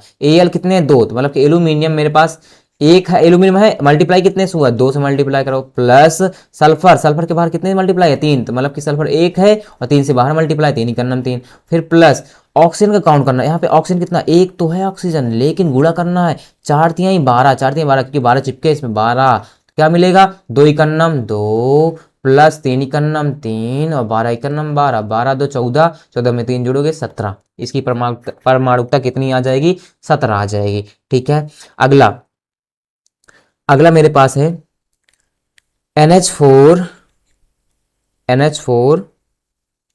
OH, इसकी परमाणुकता मुझे बतानी है। तो देखो जरा देखना, यहाँ पे नाइट्रोजन कितने हैं, 1, तो 1 लिख लो, प्लस हाइड्रोजन कितने हैं, 1 है, लेकिन किससे मल्टीप्लाई करा है, बगल में 4 से, प्लस ऑक्सीजन कितने हैं यहाँ पे 1, फिर प्लस हाइड्रोजन कितने हैं 1, जोड़ो सबको, 1 प्लस 4 इकन्नम 4 और 1 1 2, 4 2 6 6 1 7, इसकी परमाणुकता कितनी आ जाएगी, 7। एक एग्जांपल और दे रहा हूं मैं आपको कि H2SO4 पहला क्वेश्चन आपके लिए, दूसरा क्वेश्चन NH4Cl एंड तीसरा क्वेश्चन आपको देता हूं C2H6 इस, ठीक है। एक और एक क्वेश्चन दे देता हूं आपको, जैसे मान लो दे देता हूं, क्या दे दूं बताओ भाई, मैं दे दे रहा हूं तुम्हें, हाँ हाँ बताऊं क्या, चलो लिख देता हूं, क्या दे दूं बता सकते हो, दूं Cl2 C या मैं ले लेता हूँ, एक सूत्र होता है जैसे मैं बताऊँ, हाँ ग्लूकोज का C6H12O6, ठीक है, एक C6H12O6 एक ग्लूकोज का सूत्र होता है। इन चारों का, आप इन चारों क्वेश्चन का परमाणुकता बताएंगे एटॉमिसिटी, और इसको आप कमेंट में लिखना, किसमें, कमेंट में नीचे लिखना कि हाँ इसका भैया इतना आंसर आएगा। चारों क्वेश्चन का आंसर जरूर बताना, फर्स्ट सेकंड थर्ड फोर्थ करके बताना, और जिसका जिसका आंसर सही रहा मैं अगली वीडियो में उनका नाम लेकर आऊंगा, उनका नाम बोलूंगा, हाँ यार इन्होंने इस वीडियो में उस वीडियो में इन्होंने एक कमेंट बताया था उनका आंसर सही था, नाम लेकर आऊंगा, ध्यान रखना क्वेश्चन का आंसर जरूर बताना कमेंट में। आगे बढ़ता हूं, अगला कॉन्सेप्ट है मेरा एटॉमिक मास या mass of unit one atom. Atomic mass इसको बोलते हैं परमाणु द्रव्यमान, मास ऑफ वन एटम मतलब एक परमाणु का द्रव्यमान। तो मुझे सबसे पहले एक पॉइंट याद कर लेना, 1 AMU, जिसको ए से बोलते हैं एटॉमिक, एम से मास, यू से यूनिट। तो 1 AMU मतलब 1 एटॉमिक मास ऑफ यूनिट, या इसी को अब बुक में 1 U से भी डिफाइन करते हैं, 1 U से व्यक्त करते हैं। तो इसका जो फिक्स वैल्यू होता है याद कर लेना, 1.673 गुणे 10 की पावर -24 ग्राम, इसका फिक्स वैल्यू होता है कि 1 एटॉमिक मास यूनिट बताओ, एक एमयू बराबर बताओ कितने ग्राम होता है, 1.673 गुणे 10 की पावर -24 ग्राम, ठीक है, याद कर लेना, लर्न। अगला atomic mass of few elements मतलब कुछ तत्वों का परमाणु द्रव्यमान, यहाँ पे मैंने लिया जिनको मुझे लर्न करना पड़ेगा ताकि आपको 10th में भी काम आए और यहाँ पे 9th में तो आएगा, ठीक है। तो mass of 1 atom of elements, mass of 1 atom of elements जिसको बोलते हैं तत्वों के एक परमाणु का द्रव्यमान, कैसे याद करना, हाइड्रोजन का कितना होगा परमाणु द्रव्यमान 1, कार्बन का 12, नाइट्रोजन का 14, ऑक्सीजन का 16, ये परमाणु द्रव्यमान है। जैसे मान लो लिखा मैं कार्बन, लिखा कार्बन का परमाणु क्रमांक 6 होता है तो परमाणु द्रव्यमान 12, उसी प्रकार 7 किस पे होता है, नाइट्रोजन 7 पे होता है, इसका परमाणु द्रव्यमान 14, ये परमाणु क्रमांक नीचे वाला ये परमाणु द्रव्यमान। उसी प्रकार ऑक्सीजन कितने पे होता है, परमाणु क्रमांक 8, तो इसका 16 बन जाता है क्या, परमाणु द्रव्यमान, ठीक है। तो क्लोरीन का होता है 35.5, क्या 35.5। उसी प्रकार सोडियम का 23 होता है, पोटेशियम का 39 होता है, मैग्नीशियम का 24, परमाणु द्रव्यमान 24, कैल्शियम का 40, जिंक का 64 और फिर आयरन का 55.55 सॉरी 55.8 है। फिक्स वैल्यू होता है क्योंकि ये पीरियड टेबल में दिया होता है जो हमारे सिलेबस में नहीं है, तो याद कर लेना, लर्न कर लेना कि जैसे मैं पूछा भाई मैग्नीशियम का परमाणु द्रव्यमान बताओ 24, कैल्शियम का 40, जिंक का 64, आयरन का 55.8 और फिर क्लोरीन का 35.5, ऑक्सीजन का 16, नाइट्रोजन का 14, कार्बन का 12 और हाइड्रोजन का 1। आप इसका अगर चाहोगे तो आप इसको एक बार अगर रिवीजन करना तो आप इसको कमेंट में लिख देना कि हाँ सभी तत्वों का परमाणु द्रव्यमान ये है, आप लिख देंगे आपको याद भी हो जाएगा कि हाइड्रोजन का, कार्बन का, ऐसा नंबर वाइज करके क्या आप कमेंट में लिख सकते हैं, याद हो जाएगा आपको। ठीक है, लिखना जरूर अगर ठीक है पढ़ रहे तो लिखो यार जरूर। आगे बढ़ता हूँ, अब समझते हैं मॉलिक्यूलर मास, आणविक द्रव्यमान। क्या मॉलिक्यूलर मास मतलब आणविक द्रव्यमान क्या होता है, ध्यान से समझना। कह रहा है किसी पदार्थ का आणविक द्रव्यमान, क्या किसी पदार्थ का मॉलिक्यूलर मास मतलब आणविक द्रव्यमान उस पदार्थ के एक अणु में मौजूद सभी परमाणु के आणविक द्रव्यमान का योग होता है। क्या सभी परमाणु के आणविक द्रव्यमान का योग होता है। इसे यूनिट आणविक द्रव्यमान एक AAMU से व्यक्त करते हैं, या इसी को हम लोग एक U से भी व्यक्त कर सकते हैं। क्वेश्चन लाया है आप सभी के सामने कि आणविक द्रव्यमान ज्ञात करना है। से हाइड्रोजन है मेरे पास, ठीक है, हाइड्रोजन है ना, हाइड्रोजन कितने हैं 2, तो यहाँ पे मैं लिखा 2 गुणे हाइड्रोजन कितना है 1, ठीक। तो यहाँ पे जरा समझना क्योंकि हाइड्रोजन का मैंने लिखा है एटॉमिक मास यूनिट 1 यूनिट होता है, 1 यूनिट के बराबर, इसीलिए 1 से मल्टीप्लाई तो 2 का नाम 2 आ गया। उसी प्रकार ऑक्सीजन का देखो, ऑक्सीजन कितना है 2, ठीक, और एक ऑक्सीजन है, ऑक्सीजन का कितना होता है unit of mass molecular mass 16, 16 से मल्टीप्लाई करा दो, 16 दूनी 32 आ गया, 32 यूं, ये 2 यूं 32 यूनिट, मतलब कि एटॉमिक मास यूनिट मतलब कि मॉलिक्यूलर मास यूं में आएगा। ठीक है, अगला है H2O, यहाँ पे H है, ध्यान रखना H कितने हैं 2 प्लस ऑक्सीजन कितने हैं 1, ऑक्सीजन अकेला 1 है। अब सुनो, तो यहाँ पे हाइड्रोजन कितना है, हाइड्रोजन कितना है, अब यहाँ पे जरा ध्यान से देखना, इसको बराबर में लिखते हैं। देखो हाइड्रोजन का यूनिट कितना होता है एटॉमिक मास यूनिट 1 गुणे 2 से मल्टीप्लाई 2, ऑक्सीजन 1 है अकेला, ऑक्सीजन कितना होता है 16, ठीक, रख लिया, 2 करना 2, 16 2 18 आ गया 18 यूनिट। अगला है CO2 कार्बन डाइऑक्साइड, कार्बन मतलब 1 है प्लस ऑक्सीजन कितने हैं, ऑक्सीजन अकेला और गुणे 2 से मल्टीप्लाई कराया, ठीक। कार्बन, कार्बन कितना होता है 12 है यूं, एटॉमिक मास यूनिट 12 यूं, प्लस ऑक्सीजन कितना होता है 16 और गुणे 2 से मल्टीप्लाई कराया, 12 प्लस 16 दूनी 32, इसको जोड़ दो, 2 2 4 3 और 1 4, 44 यूनिट आ जाएगा। अगला है CH4 कार्बन लिख लो अकेला, हाइड्रोजन कितने हैं, हाइड्रोजन मेरे पास कितने हैं 4, तो हाइड्रोजन का 4 से मल्टीप्लाई, कार्बन का कितना 12 यूं प्लस हाइड्रोजन कितना होता है 1 यूं, 4 से मल्टीप्लाई 4 का नाम 4, तो 12 4 16 यूं आ जाएगा इसका मॉलिक्यूलर मास। समझ में आया, आगे बढ़ता हूँ। अगला है मेरे पास निकालना है C2H6 का, C कार्बन अकेला रख लो, कितने से मल्टीप्लाई 2 प्लस हाइड्रोजन है 1, कितने से मल्टीप्लाई 6, तो कार्बन का यूनिट कितना होता है यूनिट ऑफ मास मतलब एटॉमिक मास ऑफ यूनिट 12 गुणे 2 प्लस हाइड्रोजन कितना है 1, यहाँ पे मैंने लिखा है, ठीक है, यहाँ पे देख लेना, 1 गुणे 6 से मल्टीप्लाई, बार दूनी 24 प्लस 6 का नाम 6, 24 7 30, 30 यूनिट आ जाएगा इसका। NH3 अमोनिया लिखा है, एक N है प्लस हाइड्रोजन है, गुणे कितने 3 N है से मल्टीप्लाई, तो अमोनिया N का कितना लिखा हूँ मैं यहाँ पे 14, 14 प्लस, क्योंकि अभी मैंने परमाणु द्रव्यमान याद किया था ना उसी से है, और हाइड्रोजन कितना है एटॉमिक मास यूनिट 1 गुणे 3 से मल्टीप्लाई करो, 14 प्लस यहाँ पे मल्टीप्लाई कराना है, ठीक है, यहाँ पे मल्टीप्लाई 3 का नाम 3, 14 3 कितना हो जाएगा 17 यूनिट यूं। अगला है CH4OH का बताना मुझे, C कार्बन 1 है, हाइड्रोजन कितना, हाइड्रोजन 1, तो 3 से मल्टीप्लाई करा, फिर ऑक्सीजन 1, फिर हाइड्रोजन 1, तो देखो कार्बन कितना होता है ना यूनिट 12 प्लस हाइड्रोजन कितना होता है 1 और 3 का 1 में मल्टीप्लाई कराऊंगा, 3 का नाम 3 प्लस ऑक्सीजन का कितना होता है 16, यहाँ पे लिखा है 16 प्लस हाइड्रोजन का 1, जोड़ लो 12 3 15, ठीक है, और फिर 16 और 1 17 जोड़ेंगे, 12 3 15 16 और 1 17, जोड़ 7 5 12 की 2 हासिल 1 1 2 1 3 32 यूनिट आ जाएगा। समझ में आया कि नहीं? आगे मुझे बताना C2H2, C कितने हैं 2, 2 से मल्टीप्लाई प्लस हाइड्रोजन कितना है, हाइड्रोजन अकेला बेचारा 2 से मल्टीप्लाई कराओ, कार्बन कितने हैं, कार्बन का एटॉमिक मास यूनिट 12 गुणे 2 प्लस हाइड्रोजन कितना 1 गुणे 2, तो 12 दूनी 24 और 2 एक नाम 2, 24 2 26 यूनिट। अगला है S8, यस कितने, सल्फर कितना है 16, कितना है मेरे पास 32 है ना सल्फर का, 32 और 8 है तो 8 परमाणु है इसमें, 8 से मल्टीप्लाई 32 8 दूनी 16 86 लगा 8 24 1 25, 256 यूनिट आ जाएगा। समझ में आया कि नहीं? आपको देता हूँ P4 को बताना, P4 को बताना है आपको, और NH4 OH का बताना है आपको, ठीक है, और एक एक ले लेना CH3। इन तीनों का आंसर आपको कमेंट बॉक्स में कमेंट करके बताना है, कितना यूनिट लेंगे, कितना यूनिट लेंगे एटॉमिक मास यूनिट इन तीनों का, ठीक है। कमेंट बताना, कमेंट में बताना भैया, बताना, जरूर बताना, पढ़ रहे हो तो बताओ यार। तो यहाँ पे अब हम देखते हैं formula unit of mass. Formula unit mass मतलब कुछ सूत्र के मुझे मास निकालने हैं, कैसे निकालेंगे जरा ध्यान से समझना। तो देखो इसके पहले भी मैंने कुछ सवाल कर लिए थे, अब निकालना है इसमें फाइंड फार्मूला यूनिट मास। जैसे लिखा है सोडियम क्लोराइड, सोडियम क्लोराइड का सूत्र होता है NaCl। तो यहाँ पे क्या है चिपका है, मतलब Na1 + Cl1। तो Na का ये mass of unit of mass कितना होता है 23 रख लेंगे, प्लस क्लोरीन कितना होता है 35.5। इसको जोड़ देंगे तो कितना आ जाएगा 58.5 यूनिट। समझ में आएगा नहीं सोडियम क्लोराइड का। अगला है CaCl2 मतलब Ca प्लस का 2 गुणे Cl, क्योंकि 2 बार Cl है।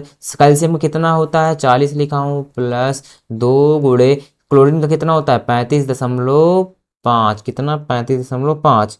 ठीक, जब आप इसका गुणा करेंगे तो कितना आ जाएगा पता है, देखो आपको बता देते हैं कि 40 प्लस लिख लेंगे 35.5 गुणे 35.5 गुणे जब 2 को करेंगे तो आएगा कितना 71, कितना 71। इसको जोड़ेंगे 1 और 7 4 11, तो कितना आ जाएगा 111 यूनिट।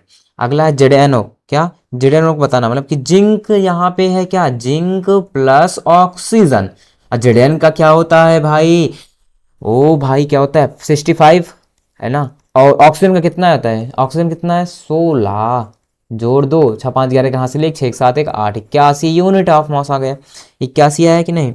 अगला लिखा है मेरे पास पोटेशियम कार्बोनेट K2CO3, CO3 क्या बोलते हैं कार्बोनेट, पोटेशियम कार्बोनेट। K है कितना 2 बार, मतलब K गुणे 2 प्लस कार्बोनेट मतलब C और प्लस का ऑक्सीजन, ऑक्सीजन वो है गुणे का 3। तो पोटेशियम कितना होता है 39 मास ऑफ यूनिट लिखेंगे, गुणे का 2 करना है भाई 2 है, प्लस कार्बन कितना होता है 12, कितना है कार्बन 12, प्लस का ऑक्सीजन कितना होता है 16 गुणे 3, जोड़ लेंगे 39 दूना 9 दूनी 18 के 88 1 2 3 6 6 7 78 प्लस 12 प्लस 16 3 48। इसको सोच जोड़ लेना भाई कितना आएगा 8 दूनी 8 2 10 10 8 18 के 8 हासिल 1 4 1 5 5 7 5 12 12 1 13, 138 यूनिट आ जाएगा। जिसका फार्मूला यूनिट ऑफ मास निकाले, मतलब कि जितने जो फार्मूला बने होंगे उसी में जो भी यूनिट मास आप दिया रहेगा आपको, आप याद कर लीजिए, क्योंकि मैंने पीछे पढ़ा अभी ना, तो इसको याद कर लेना, लर्न कर लेना कि Zn का 65 होता है, परमाणु द्रव्यमान पोटेशियम का 39, कार्बन का 12 याद करना पड़ेगा भाई, याद कर लेना ठीक है। 10th में बहुत काम आएगा, क्योंकि आप यहाँ से अगर इसको बोल छोड़ दें तो चलो 10th में बहुत काम है वाला केमिस्ट्री, नहीं तो फिर समझ में नहीं आएगी ठीक है। कैल्शियम 40। आगे बढ़ता हूँ, अगला टॉपिक है भाई आ गया मेरे पास आयन। ओके बॉस, आयन के बारे में पढ़ते हैं यार। व्हाट इज आयंस, आयन क्या होते हैं। देखो कह रहा है कि एक परमाणु या परमाणुओं का समूह होता है जिस पर विद्युत आवेश होता है, मतलब एक परमाणु या परमाणु का समूह ले लो जिस पे आवेश हो। जैसे समझता हूं, या बोल सकते हैं एटम और ग्रुप ऑफ एटम और group of atoms with an electric charge due to loss or gain of electron is called ion। जैसे मान लो मैंने लिखा सोडियम, सिर्फ सुनते जाना भी, सोडियम पे एक पॉजिटिव होता है, एक पॉजिटिव है मतलब कि एक आयन पॉजिटिव निगेटिव। एक मान लो कि मैंने एक लिखा क्लोरीन, यहाँ पे मैं एक लिख रहा हूँ Cl, क्लोरीन पे एक निगेटिव चार्ज होता है, कितना एक निगेटिव चार्ज। तो जो निगेटिव दिखा रहा है एक प्लस माइनस जो दिखा रहा है यही है क्या आयन है, यही है आयन। जो प्लस और माइनस होते हैं यही होते हैं आयन। अगर यही आयन है तो भैया जिस पे पॉजिटिव होगा उसे धनायन बोलेंगे, जिस पर निगेटिव होगा उसे ऋणायन बोलेंगे। इसका मतलब आयन दो प्रकार के होंगे, एक धनायन और एक ऋणायन होंगे कि नहीं। एक पे पॉजिटिव है, अगर किसी पे निगेटिव तो उसका मतलब ऋणायन होगा। इसका मतलब एक और ध्यान समझ लो, अगर किसी पे पॉजिटिव है तो मतलब कि क्या हुआ, उसने इलेक्ट्रॉन को क्या किया दिया, उसने क्या किया गिव किया, मतलब दिया ठीक। और इसका मतलब किसी पे निगेटिव है तो उसने क्या किया लिया, किसी से लिया है। मतलब कि जो देने वाला होता है वह दाता होता है और जो लेने वाला होता है वह ऋणी होता है। मतलब जो देगा इसका मतलब ऑलरेडी उसके पास रहेगा तभी तो दिया, और जो लेगा इसका मतलब उसके पास नहीं था, वो किसी से पैसा उधार लिया तो ऋणी बनेगा ना, ऋणी। जो किसी से लेता है ऋणी और जो देता है धनी। इसका मतलब देने वाला धनी और लेने वाला ऋणी। समझ में। धनायन इसके दो प्रकार के होंगे, फर्स्ट धनायन एंड सेकेंड ऋणायन ठीक। तो धनात्मक आवेश वाला परमाणु या परमाणुओं का समूह, जो धनायन किसे कहेंगे जिसमें धन पॉजिटिव चार्ज होगा, और ऋणायन किसे कहेंगे जिसमें नेगेटिव चार्ज होगा, मतलब ऋणात्मक आवेश वाला परमाणु या परमाणु का समूह। मैंने एग्जांपल लिखा, सोडियम के ऊपर एक पॉजिटिव, पोटेशियम कैसे, पोटेशियम के ऊपर एक पॉजिटिव, कैल्शियम के ऊपर 2 पॉजिटिव, मैग्नीशियम के ऊपर 2 पॉजिटिव, उसी प्रकार ऋणायन में ऑक्सीजन के ऊपर 2 निगेटिव, सल्फेट SO4 सल्फेट बोलता हूँ 2 निगेटिव, NO3 नाइट्रेट बोल देंगे, Na3 क्या बोलेंगे, नाइट्रेट, क्या बोलेंगे, नाइट्रेट, इसके ऊपर 1 निगेटिव चार्ज होता है। समझ में आया कि नहीं? तो जो भी जिसके ऊपर जितना चार्ज होता है इसको आपको लर्न करना पड़ेगा, याद कर लेना, प्रैक्टिस हो जाएगा, क्योंकि क्लास 10th में बहुत इंपॉर्टेंट है भाई। आगे बढ़ता हूँ। आयन के 2 प्रकार होंगे, आयन के प्रकार, टाइप्स ऑफ आयन बोल सकते हैं, अभी उसको ध्यान देना तो पढ़ा, लेकिन एक 2 टाइप से यूज होता है। पहला monatomic ion, polyatomic ion. Monatomic ion मतलब एक परमाणु आयन और बहुपरमाणविक आयन। मोनोटोमिक का मतलब जिस भी तत्व या यौगिक के ऊपर, जिस भी कंपाउंड के ऊपर, किसी भी एलिमेंट या कंपाउंड के ऊपर एक ऋणायन हो या एक धनायन हो, मतलब एक धनायन है एक ऋणायन हो, सिर्फ एक, ठीक। और यहाँ पे एक भी कह सकते हैं, 2 भी हो सकता है, क्या 2 भी हो सकता है, 3 भी हो सकता है, 4 भी हो सकता है, 5 भी हो सकता है, 6, लेकिन वहां पे एक परमाणु, मतलब वो एक परमाणु होने चाहिए, एक परमाणु, उसमें ज्यादा परमाणु नहीं आने चाहिए, एक तत्व अकेला होना चाहिए। से क्लोरीन पे एक नेगेटिव होता है, सोडियम पे एक पॉजिटिव, पोटेशियम पे एक पॉजिटिव, के से पोटेशियम, ऑक्सीजन मतलब O2 पे 2 निगेटिव, सल्फर पर 2 निगेटिव होता है। तो यहाँ पे सभी एक तत्व हैं, ऑक्सीजन क्लोरीन सभी एक तत्व हैं, तो एक बोलेंगे मोनोटोमिक आयन। पॉलीटोमिक आयन मतलब जिसमें एक से ज्यादा तत्व हैं, जिसमें यौगिक, जिसमें क्या आते हैं, यौगिक आते हैं। तो NH4 पे एक पॉजिटिव, OH पे एक निगेटिव, NO3 पे एक निगेटिव, CO3 पे 2 निगेटिव, इसको बोलते हैं polyatomic ion. Polyatomic ion, mono atomic ion, ठीक है। मोनो का मतलब जहाँ पे एक तत्व आएगा, और पॉलीएटॉमिक में जहाँ पे तत्व मतलब यौगिक रहेगा, ठीक। जैसे एक और लिख देता हूँ यहाँ पे OH जो होता है एक निगेटिव लेता है, ए भी आएगा किसमें, क्योंकि ऑक्सीजन है, हाइड्रोजन है, तो ये पॉलीएटॉमिक आयन में चला जाएगा, ठीक। तो इसको लर्न करना पड़ता है यार कि किस पे कितना पॉजिटिव, किस पे कितना निगेटिव, अभी मैं कुछ दिखा रहा हूँ यहाँ पे, याद कर लेना। तो देखो अब थोड़ा सा समझेंगे हम यहाँ पे बैलेंसी के बारे में, ठीक है। बैलेंसी क्या होती है जरा ध्यान समझना, क्या कह रहा है कि किसी तत्व, बैलेंसी 3 पॉइंट है, इसको ध्यान सुन लेना, कि किसी तत्व की संयोजकता, किसी तत्व की संयोजन क्षमता को उसकी संयोजकता कहते हैं। मतलब किसी तत्व की संयोजन क्षमता मतलब कि कोई चीज को कितना उतना कैपेसिटी है, किसी चीज को एक्सेप्ट करने की कितना उसके अंदर कैपेसिटी है, तो मतलब किसी तत्व की संयोजन क्षमता को ही उसकी संयोजकता कहते हैं। या किसी तत्व की संयोजकता उसको उस परमाणु के हाथों के रूप में सोचा जा सकता है, मतलब कि उसे कितने हाथ है, 1 हाथ है, 2 हाथ है, अभी समझेंगे कैसे, ठीक। यह बताता है कि एक तत्व दूसरे तत्व के साथ कैसे जुड़ेगा। यह भी संयोजकता बताता है कि एक तत्व दूसरे तत्व के साथ कैसे जुड़ेगा। जैसे यहाँ पे मैंने लिखा दिया है Mg की संयोजकता 2 है, कितना, Mg की संयोजकता 2, मतलब कि Mg के ऊपर 2 पॉजिटिव। अब क्लोरीन की संयोजकता कितनी है, 1 है, तो क्लोरीन को ऊपर संयोजकता 1 निगेटिव होता है। तो जरा सोचो, Mg यहाँ पे मेरे पास Mg के कितने हाथ है, 2 पॉजिटिव, मतलब कि Mg के 2 हाथ हैं। Mg के कितने हाथ हैं, 2 हाथ है ना, तो इसका मतलब क्या हुआ, Mg के एक हाथ इधर बना दिया।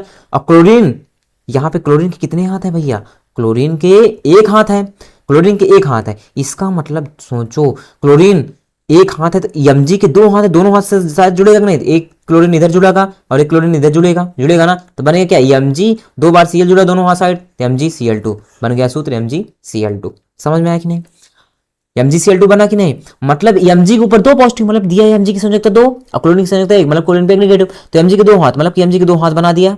फिर क्लोरीन की एक संयोजकता, मतलब कि क्लोरीन जब जुड़ेगा दोनों हाथों के साथ जुड़ेगा ना भाई, दोनों हाथों के साथ जुड़ेगा ना, क्लोरीन इधर जुड़ गया, क्लोरीन इधर जुड़ गया, संयोजकता 1 है लेकिन दोनों हाथों के साथ जुड़ेगा ना, बराबर करना है ना, इसीलिए क्लोरीन इधर, MgCl2 बन गया। अगला एग्जाम्पल लेता हूं, जैसा मान लो भैया मैंने दिया आपको कि कार्बन, क्या कार्बन जिसका इसकी C की संयोजकता कितना है, मैं दे रहा हूं आपको 4 है, तथा क्लोरीन की संयोजकता, मतलब कि क्लोरीन की संयोजकता आपको 1 दे रहा हूं। तो यहाँ पे कार्बन है, ठीक, कार्बन के कितने हाथ, 4, उसी प्रकार क्लोरीन के कितने हाथ, 1। तो भैया बताओ, कार्बन के 4 हाथ, 1 हाथ, 2 हाथ, 3 हाथ, 4 हाथ, क्लोरीन के 1 हाथ, मतलब कि कार्बन के चारों हाथ साथ जुड़ेगा ना, Cl, तो बनेगा सूत्र क्या, एक कार्बन C और Cl कितने हैं, 4, CCl4, कार्बन टेट्राक्लोराइड। क्या बोलेंगे, C से कार्बन और जब 4 जुड़ता है टेट्रा, क्या बोलते हैं, टेट्रा, और Cl से क्लोराइड, इसका नाम बनेगा कार्बन टेट्राक्लोराइड। ठीक है, समझ में आया कि नहीं। उसी प्रकार अगर मान लो कि मैंने एक दे दिया, इसको थोड़ा सा हटाता हूं, ठीक है, समझ गए कि नहीं। अगर मान लो कि भैया मैंने एक दे दिया Na के ऊपर एक पॉजिटिव है और O के ऊपर दो नेगेटिव है, तो जरा सोचो, मतलब कि Na के ऊपर एक हाथ है, O के ऊपर दो हाथ है, इसका मतलब O के ऊपर कितने हाथ है, ऑक्सीजन ज्यादा हाथ है, दो हाथ। तो Na जो है दोनों के साइड हाथ में लगेगा कि नहीं, जुड़ेगा कि नहीं, जुड़ेगा ना, दोनों साइड हाथ जुड़ेगा ना इसका। तो क्या बनेगा इसका भैया फॉर्मूला, बता सकते हैं? मतलब हाँ, Na आगे है तो Na2O, ऑक्सीजन बेस में Na आगे है, आगे चलेंगे तो Na2O, क्योंकि Na दो बार है तो Na2O बन गया सूत्र Na2O। लेकिन भैया भैया यार बताऊं क्या होता है कि मुझे इस तरह संयोजकता नहीं बतानी, एक सरल तरीका, बहुत ही आसान तरीका बताऊंगा, वहां पे बहुत अच्छा मजा आएगा। ठीक है, आपको ऐसे नहीं बताना, सिर्फ समझना था बस। ठीक है, आगे बढ़ता हूँ, ध्यान समझना, जहाँ पे सरल तरीका हम समझेंगे। सबसे पहले थोड़ा सा मैं बैलेंस ही याद कर लूंगा, यहाँ पे किसके ऊपर कितना पॉजिटिव होता है, किसके ऊपर कितना नेगेटिव। ओके मेरी जान, याद कर लेना, बहुत इंपॉर्टेंट, क्योंकि क्लास 10th में यार यहाँ से अगर आपको याद रहेगा केमिस्ट्री अच्छे समझ में आएगी, मैं गारंटी के साथ कहता हूँ क्लास 10th की केमिस्ट्री अच्छे समझ में आएगी। आप लर्न कर लेना, कोई तरीका नहीं, सिर्फ याद कर लेना। अब कैसे याद होगा, जब से बार बार प्रैक्टिस होगी आपको याद हो जाएगा भैया, है ना, टेंशन ना लेना यार। देखो, नेम्स वैलेंसी और सिंबल्स ऑफ सम आयंस, कुछ ऐसे आयंस लिखे हैं जिसमें मैंने सोडियम के ऊपर एक पॉजिटिव, के से होता है पोटेशियम के ऊपर एक पॉजिटिव, और एजी सिल्वर जिसके ऊपर एक पॉजिटिव, सीयू कॉपर एक पॉजिटिव, एमजी के ऊपर टू पॉजिटिव जिसको बोलते हैं मैग्नीशियम, सी होता है कैल्शियम के ऊपर टू पॉजिटिव, जेडन मतलब जिंक टू पॉजिटिव, या फिर फेरस टू पॉजिटिव, मतलब फेरस इसको आयरन बोलते हैं, सीयू के ऊपर टू पॉजिटिव। फिर उसके बाद जरा देखो यहाँ पे मैंने, यहाँ पे कॉपर के ऊपर एक पॉजिटिव, कभी कभी क्या होता है कि कॉपर जो होता है एक पॉजिटिव भी शो करता है और कभी कभी दो पॉजिटिव भी शो करता है। तो ज्यादातर केस में अगर वहां पे देगा कॉपर का, तो आप बता देगा हाँ कॉपर को यहाँ पे एक पॉजिटिव लेना है या दो पॉजिटिव लेना है। ठीक है, तो आप ज्यादातर याद करिए दो पॉजिटिव ही रखेंगे जब, लेकिन कभी कभी होता है एक पॉजिटिव ही दो पॉजिटिव, लेकिन आप याद रखना अगर नहीं देता है दो पॉजिटिव रखना। ठीक है, अगर एल्यूमिनियम थ्री पॉजिटिव, एफी फेरस थ्री पॉजिटिव। ठीक है, फिर वैसे देखो यहाँ भी देखो, एफी के दो ऊपर दो पॉजिटिव, यहाँ पे ऊपर तीन, तो एफी दो भी लेता है तीन भी कहीं कहीं, तो हमें क्या रखना है, एफी हर जगह दो रखना है, दो रखना है। अगर वहां पे ब्रैकेट में करके बोलता है आपको तीन लेना है दो लेना है, तो इसी के अकॉर्डिंग एच के ऊपर एक पॉजिटिव। और ध्यान ध्यान से देख लो, एच के ऊपर एक निगेटिव भी आता है भाई, एच पॉजिटिव होता है एक निगेटिव होता है, हाइड्राइड जिसको बोलते हैं, क्या हाइड्राइड, एच के ऊपर अगर निगेटिव आएगा तो हाइड्राइड बोलते हैं, लेकिन ये ज्यादातर हमें यूज में नहीं दिखता है, एच पॉजिटिव ही दिखता है। ठीक है, क्लोरीन मतलब एक निगेटिव, ब्रोमीन के ऊपर एक निगेटिव, आयोडीन के ऊपर एक निगेटिव, O2 के ऊपर एक निगेटिव। तो यहाँ से एक चीज देखो जरा, देखना है क्लोरीन, ब्रोमीन, आयोडीन और एक होता है फ्लोरीन, इन सभी के ऊपर एक निगेटिव होता है। क्लोरीन, ब्रोमीन, आयोडीन, फ्लोरीन, इन सबको याद रखना, क्लोरीन, ब्रोमीन, आयोडीन, फ्लोरीन, इनसे सभी के ऊपर एक निगेटिव होता है। ठीक, अगला O2 के ऊपर दो निगेटिव, O के ऊपर दो निगेटिव, सल्फर के ऊपर दो निगेटिव। फिर आ गया पॉली वाले में, जिसको हम पढ़ते हैं ना पॉली एटॉमिक आयन, तो NH4 मतलब कि अमोनियम, क्या बोलते हैं NH4 को, अमोनियम बोलते हैं, क्या बोलेंगे NH4 को, अमोनियम। NH4 है तो इसको बोलते हैं अमोनियम, क्या बोलेंगे, अमोनियम। अगर NH3 होता है तो भैया इसको बोलते हैं अमोनिया, क्या बोलेंगे, अमोनिया। तो OH के ऊपर नेगेटिव है तो OH को बोलते हैं हम लोग, OH के ऊपर नेगेटिव इसको बोलते हैं हाइड्रॉक्साइड, क्या, हाइड्रॉक्साइड क्या बोलेंगे, हाइड्रॉक्साइड। ठीक है, CO3 को बोलते हैं, CO3 के ऊपर टू नेगेटिव, इसको बोलते हैं कार्बोनेट, क्या बोलेंगे, कार्बोनेट, CO3 को कार्बोनेट। SO3 मतलब सल्फेट, क्या, SO3 के ऊपर दो निगेटिव होता है, इसको बोलते हैं सल्फेट, क्या बोलेंगे, सल्फेट। SO4 के ऊपर दो निगेटिव होता है, इसको बोलते हैं हम लोग सल्फाइड, क्या बोलेंगे, सल्फाइड। SO4 के ऊपर टू निगेटिव। फिर PO4 के ऊपर थ्री निगेटिव, N के ऊपर नाइट्रोजन के ऊपर थ्री निगेटिव होता है, नाइट्राइट। ठीक है, फिर उसके बाद PO4 जो मेरे पास, इसको बोलते हैं फॉस्फेट, क्या बोलेंगे, PHOPHAT, फॉस्फेट। PO4 को फॉस्फेट, जिसके ऊपर तीन निगेटिव होता है। लर्न कर लेना, जैसे हम जैसे संयोजकता निकालेंगे बैलेंसी से पता चलेगा, याद हो जाएगा, टेंशन ना लो यार, आपके भाई आपके साथ है। ठीक है, आगे बढ़ता हूँ। अब यहाँ पे रासायनिक सूत्र कुछ, यहाँ पे हम राइटिंग करेंगे, राइटिंग केमिकल फॉर्मूला, मतलब कि कुछ रासायनिक सूत्र लिखेंगे, ध्यान समझना कैसे लिखना है। अभी जो मैंने पीछे पढ़ा था बैलेंसी वाला उसको भूल जाना यार, यहाँ पे समझना ध्यान से। देखो, सबसे पहले यहाँ पे दिया है हाइड्रोजन क्लोराइड, तो यहाँ पे आपको काम क्या आएगा, यहाँ पे आपका सिंपल सा काम आएगा, किसके ऊपर कितना पॉजिटिव होता है, किसके ऊपर कितना निगेटिव होता है। ठीक है, तो यहाँ पे हाइड्रोजन और क्लोराइड मतलब Cl, हाइड्रोजन के ऊपर एक पॉजिटिव होता है, क्लोरीन के ऊपर एक निगेटिव, इसको इधर क्रॉस मारेंगे, इसको इधर मारेंगे, तो Cl के ऊपर एक निगेटिव, जितना एक निगेटिव है तो हाइड्रोजन में एक मल्टीप्लाई होगा तो एक हो जाएगा क्लोरीन। अब यहाँ पे देखो ए इस वाले पद को लाना यहाँ पे Cl के ऊपर एक में हाइड्रोजन का एक मल्टीप्लाई होगा, ठीक है। फिर उसके बाद यहाँ पे कितना एक ऊपर बैठा था, Cl पे एक बैठेगा तो HCl, तो बन जाएगा शुद्ध क्या HCl। बना कि नहीं? मतलब H के ऊपर बैठा था एक, तो Cl में एक मल्टीप्लाई करूंगा, Cl का नाम Cl। दूसरी प्रकार Cl के ऊपर एक बैठा था, हाइड्रोजन है तो हाइड्रोजन के ऊपर एक मल्टीप्लाई करूंगा, हाइड्रोजन का नाम हाइड्रोजन, बन गया HCl। समझ में आया? अगला हाइड्रोजन, हाइड्रोजन का मतलब H एक पॉजिटिव होता है। सल्फाइड, अभी मैंने पढ़ा था सल्फाइड कितना निगेटिव होता है, सल्फर पे 2 निगेटिव होता है। तो यहाँ पे H है, H ऐसे लिख लेंगे नीचे, 2 से मल्टीप्लाई, 2 से यहाँ पे गुणा करा दो, क्योंकि सल्फाइड का इस जो जितने आयन इसके ऊपर बैठा है उसको इसमें मल्टीप्लाई कराओ। प्लस माइनस से नहीं मतलब है, ठीक है। देखना है कितने, एक है कि 2 है। यहाँ पे हाइड्रोजन के ऊपर कितना बैठा है, एक, तो सल्फर में एक से सल्फर का नाम सल्फर, सूत्र बन गया जाएगा H2, यस बन गया।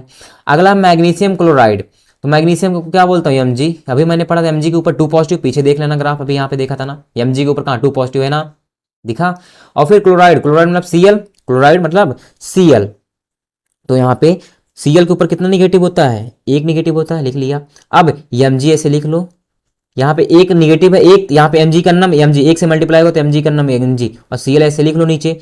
और ये जो दो Mg के ऊपर दो जो है, 2 नंबर है, इसको 2 से मल्टीप्लाई करा दूंगा तो MgCl2, सूत्र बन जाएगा MgCl2, फार्मूला बना रहा हूँ MgCl2। अगला एल्यूमिनियम ऑक्साइड, एल्यूमिनियम, एल्यूमिनियम मैंने अभी पढ़ा, इसके ऊपर कितना पॉजिटिव होता है 3 पॉजिटिव, और ऑक्सीजन के ऊपर 2 निगेटिव होता है। और जनरली याद रखना कि जो जनरली होता है क्या साधारणता, कि जो हमारे पास वैलेंसी लिखते हैं, पहले मेटल होते हैं, फिर उसके बाद नॉन मेटल, मतलब पहले धातु दूसरे बाद अधातु, ये ज़्यादातर देखा गया है, पहले धातु फिर दूसरे बाद अधातु। तो यहाँ पे देखो एल्यूमिनियम ऐसे लिख लो, ओ के ऊपर कितना बैठा है चार्ज 2, तो यहाँ पे 2 से मल्टीप्लाई करा दो। फिर ऑक्सीजन ऐसे नीचे लिख लो, एल्यूमिनियम के ऊपर कितना चार्ज बैठा है 3, यहाँ पे 3 से मल्टीप्लाई करा दो, सूत्र बन जाएगा Al2O3, Al2O3 aluminium oxide, aluminium trioxide बोलेंगे, ठीक है। बन गया कि नहीं? आगे देखता हूं, अगला है कैल्शियम ऑक्साइड। देखो कैल्शियम है, इसमें थोड़ा सा लॉजिक है, देखो क्या लॉजिक है, Ca मतलब कैल्शियम, ऑक्साइड मतलब ऑक्सीजन, सी के ऊपर 2 पॉजिटिव होता है, ऑक्सीजन के ऊपर 2 निगेटिव, मेरे साथ बोलना याद हो जाएगा, अभी मैंने पढ़ा था ना, लिखा था।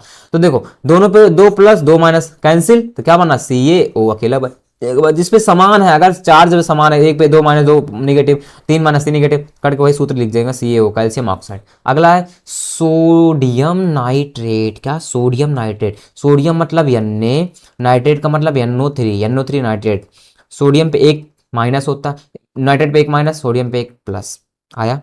तो यहाँ से देखो प्लस और माइनस कैंसिल, चार्ज कैंसिल, तो बनेगा क्या NaNO3, क्या बन गया NaNO3, सूत्र बन गया NaNO3। उसी प्रकार अगला है कैल्शियम हाइड्रोक्साइड, कैल्शियम, कैल्शियम को हम लोग बोलते हैं Ca, इसके ऊपर 2 पॉजिटिव होता है, साथ बोलना हाइड्रोक्साइड मतलब OH, OH के ऊपर एक निगेटिव होता है, क्या होता है एक निगेटिव।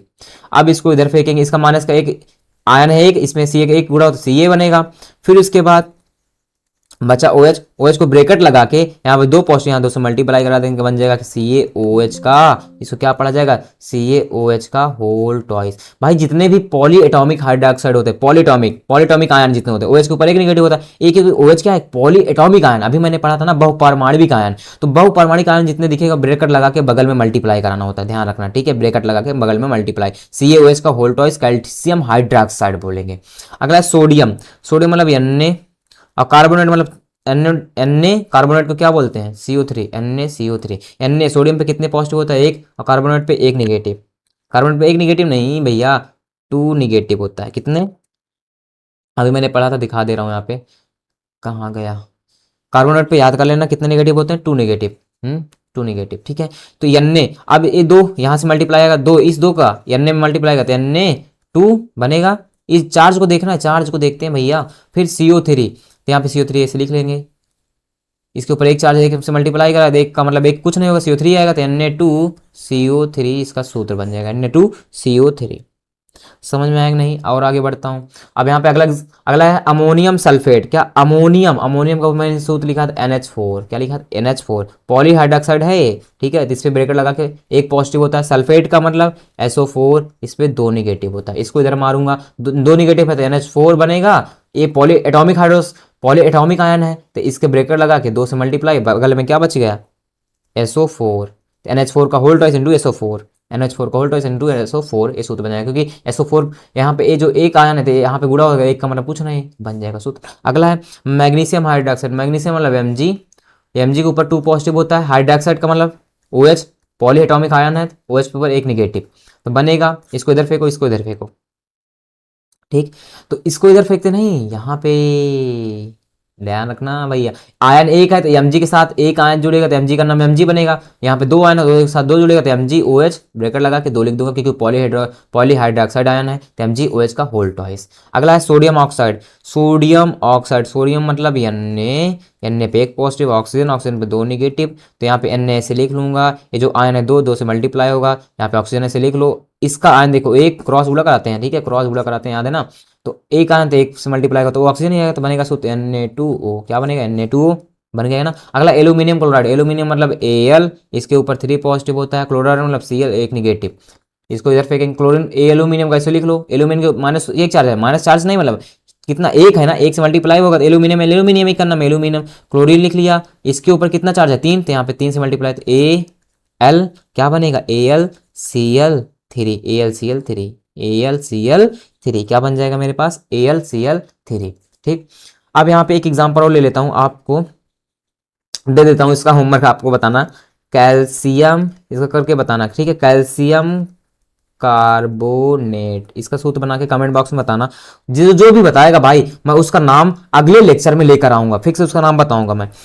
पहला क्वेश्चन रख लेना अपने लिए, कमेंट बॉक्स में बताना, बना इसका सूत्र बना के। अगला क्वेश्चन है पोटेशियम, पोटासियम क्या, देखो पोटासियम सल्फेट, क्या सल्फेट, इसका बनाना है, ठीक है। फिर और एक दे दे रहा हूं आपको,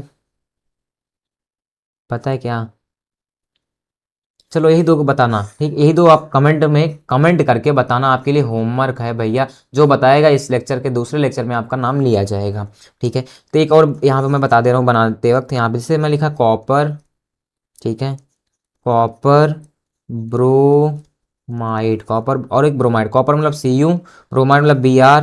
Cu पे 2 पॉजिटिव लेना है, अपने आप से एक भी होता है ना, लेकिन 2 लेना है, ठीक है, जब कुछ नहीं देगा तो। और ब्रोमीन पे कितना निगेटिव होता है? एक निगेटिव, तो यहाँ पे इसको इधर इसको इधर, Cu कैसे लिखो, -1 चार्ज, एक देखना, एक इधर आएगा, Cu का नाम Cu, Br ऐसे लिख लेंगे नीचे, इस पे 2 पॉजिटिव, यहाँ 2 से मल्टीप्लाई तो क्या बनेगा Cu Br2 बन जाएगा। अगला एक और ले लेता हूँ, जिंक, क्या ले लेता हूँ, जिंक PO4, जिंक PO4 मतलब जिंक फॉस्फेट को क्या बोलता हूँ, PHOSPHAT, phosphate, zinc phosphate, zinc को मतलब जेडियन पे लिख लिया। फिर उसके बाद मेरे पास यहाँ पे क्या आ जाएगा, जेडियन हुआ, और फॉस्फेट PO4 पे 3 निगेटिव होता है, जेड1 पे 2 पॉजिटिव होता है, ठीक है, PO4 पे 3 निगेटिव, इसको इधर पे दूंगा जेडियन, यहाँ पे 3 आ जाएगा, जेडियन क्या बन जाएगा 3, और PO4 एक पॉलीहाइड्रोक्साइड आयन होता है, PO4 का होल ट्वाइस, यहाँ पे 2 से मल्टीप्लाई होगा, PO4 जेडियन 3 PO4 का होल ट्वाइस बन जाएगा। समझ में आया? ठीक है, और प्रैक्टिस करना चाहते हैं? ठीक है, अब बस करते हैं इतना। तो फाइनली यार मेरे रसगुल्लो, मेरे भाई, मेरी जान, मेरी सब कुछ यार, अब यहाँ पे मेरा लेक्चर जो होता है कंप्लीट होता है। तो लेक्चर कैसा लगा बताना यार भैया, लेक्चर में मजा आया बोलना जरूर, कमेंट बताना लेक्चर मजा आया। तो कंप्लीटली सभी से मेरा लास्ट में थैंक यू मेरे प्यारे बच्चों, थैंक यू।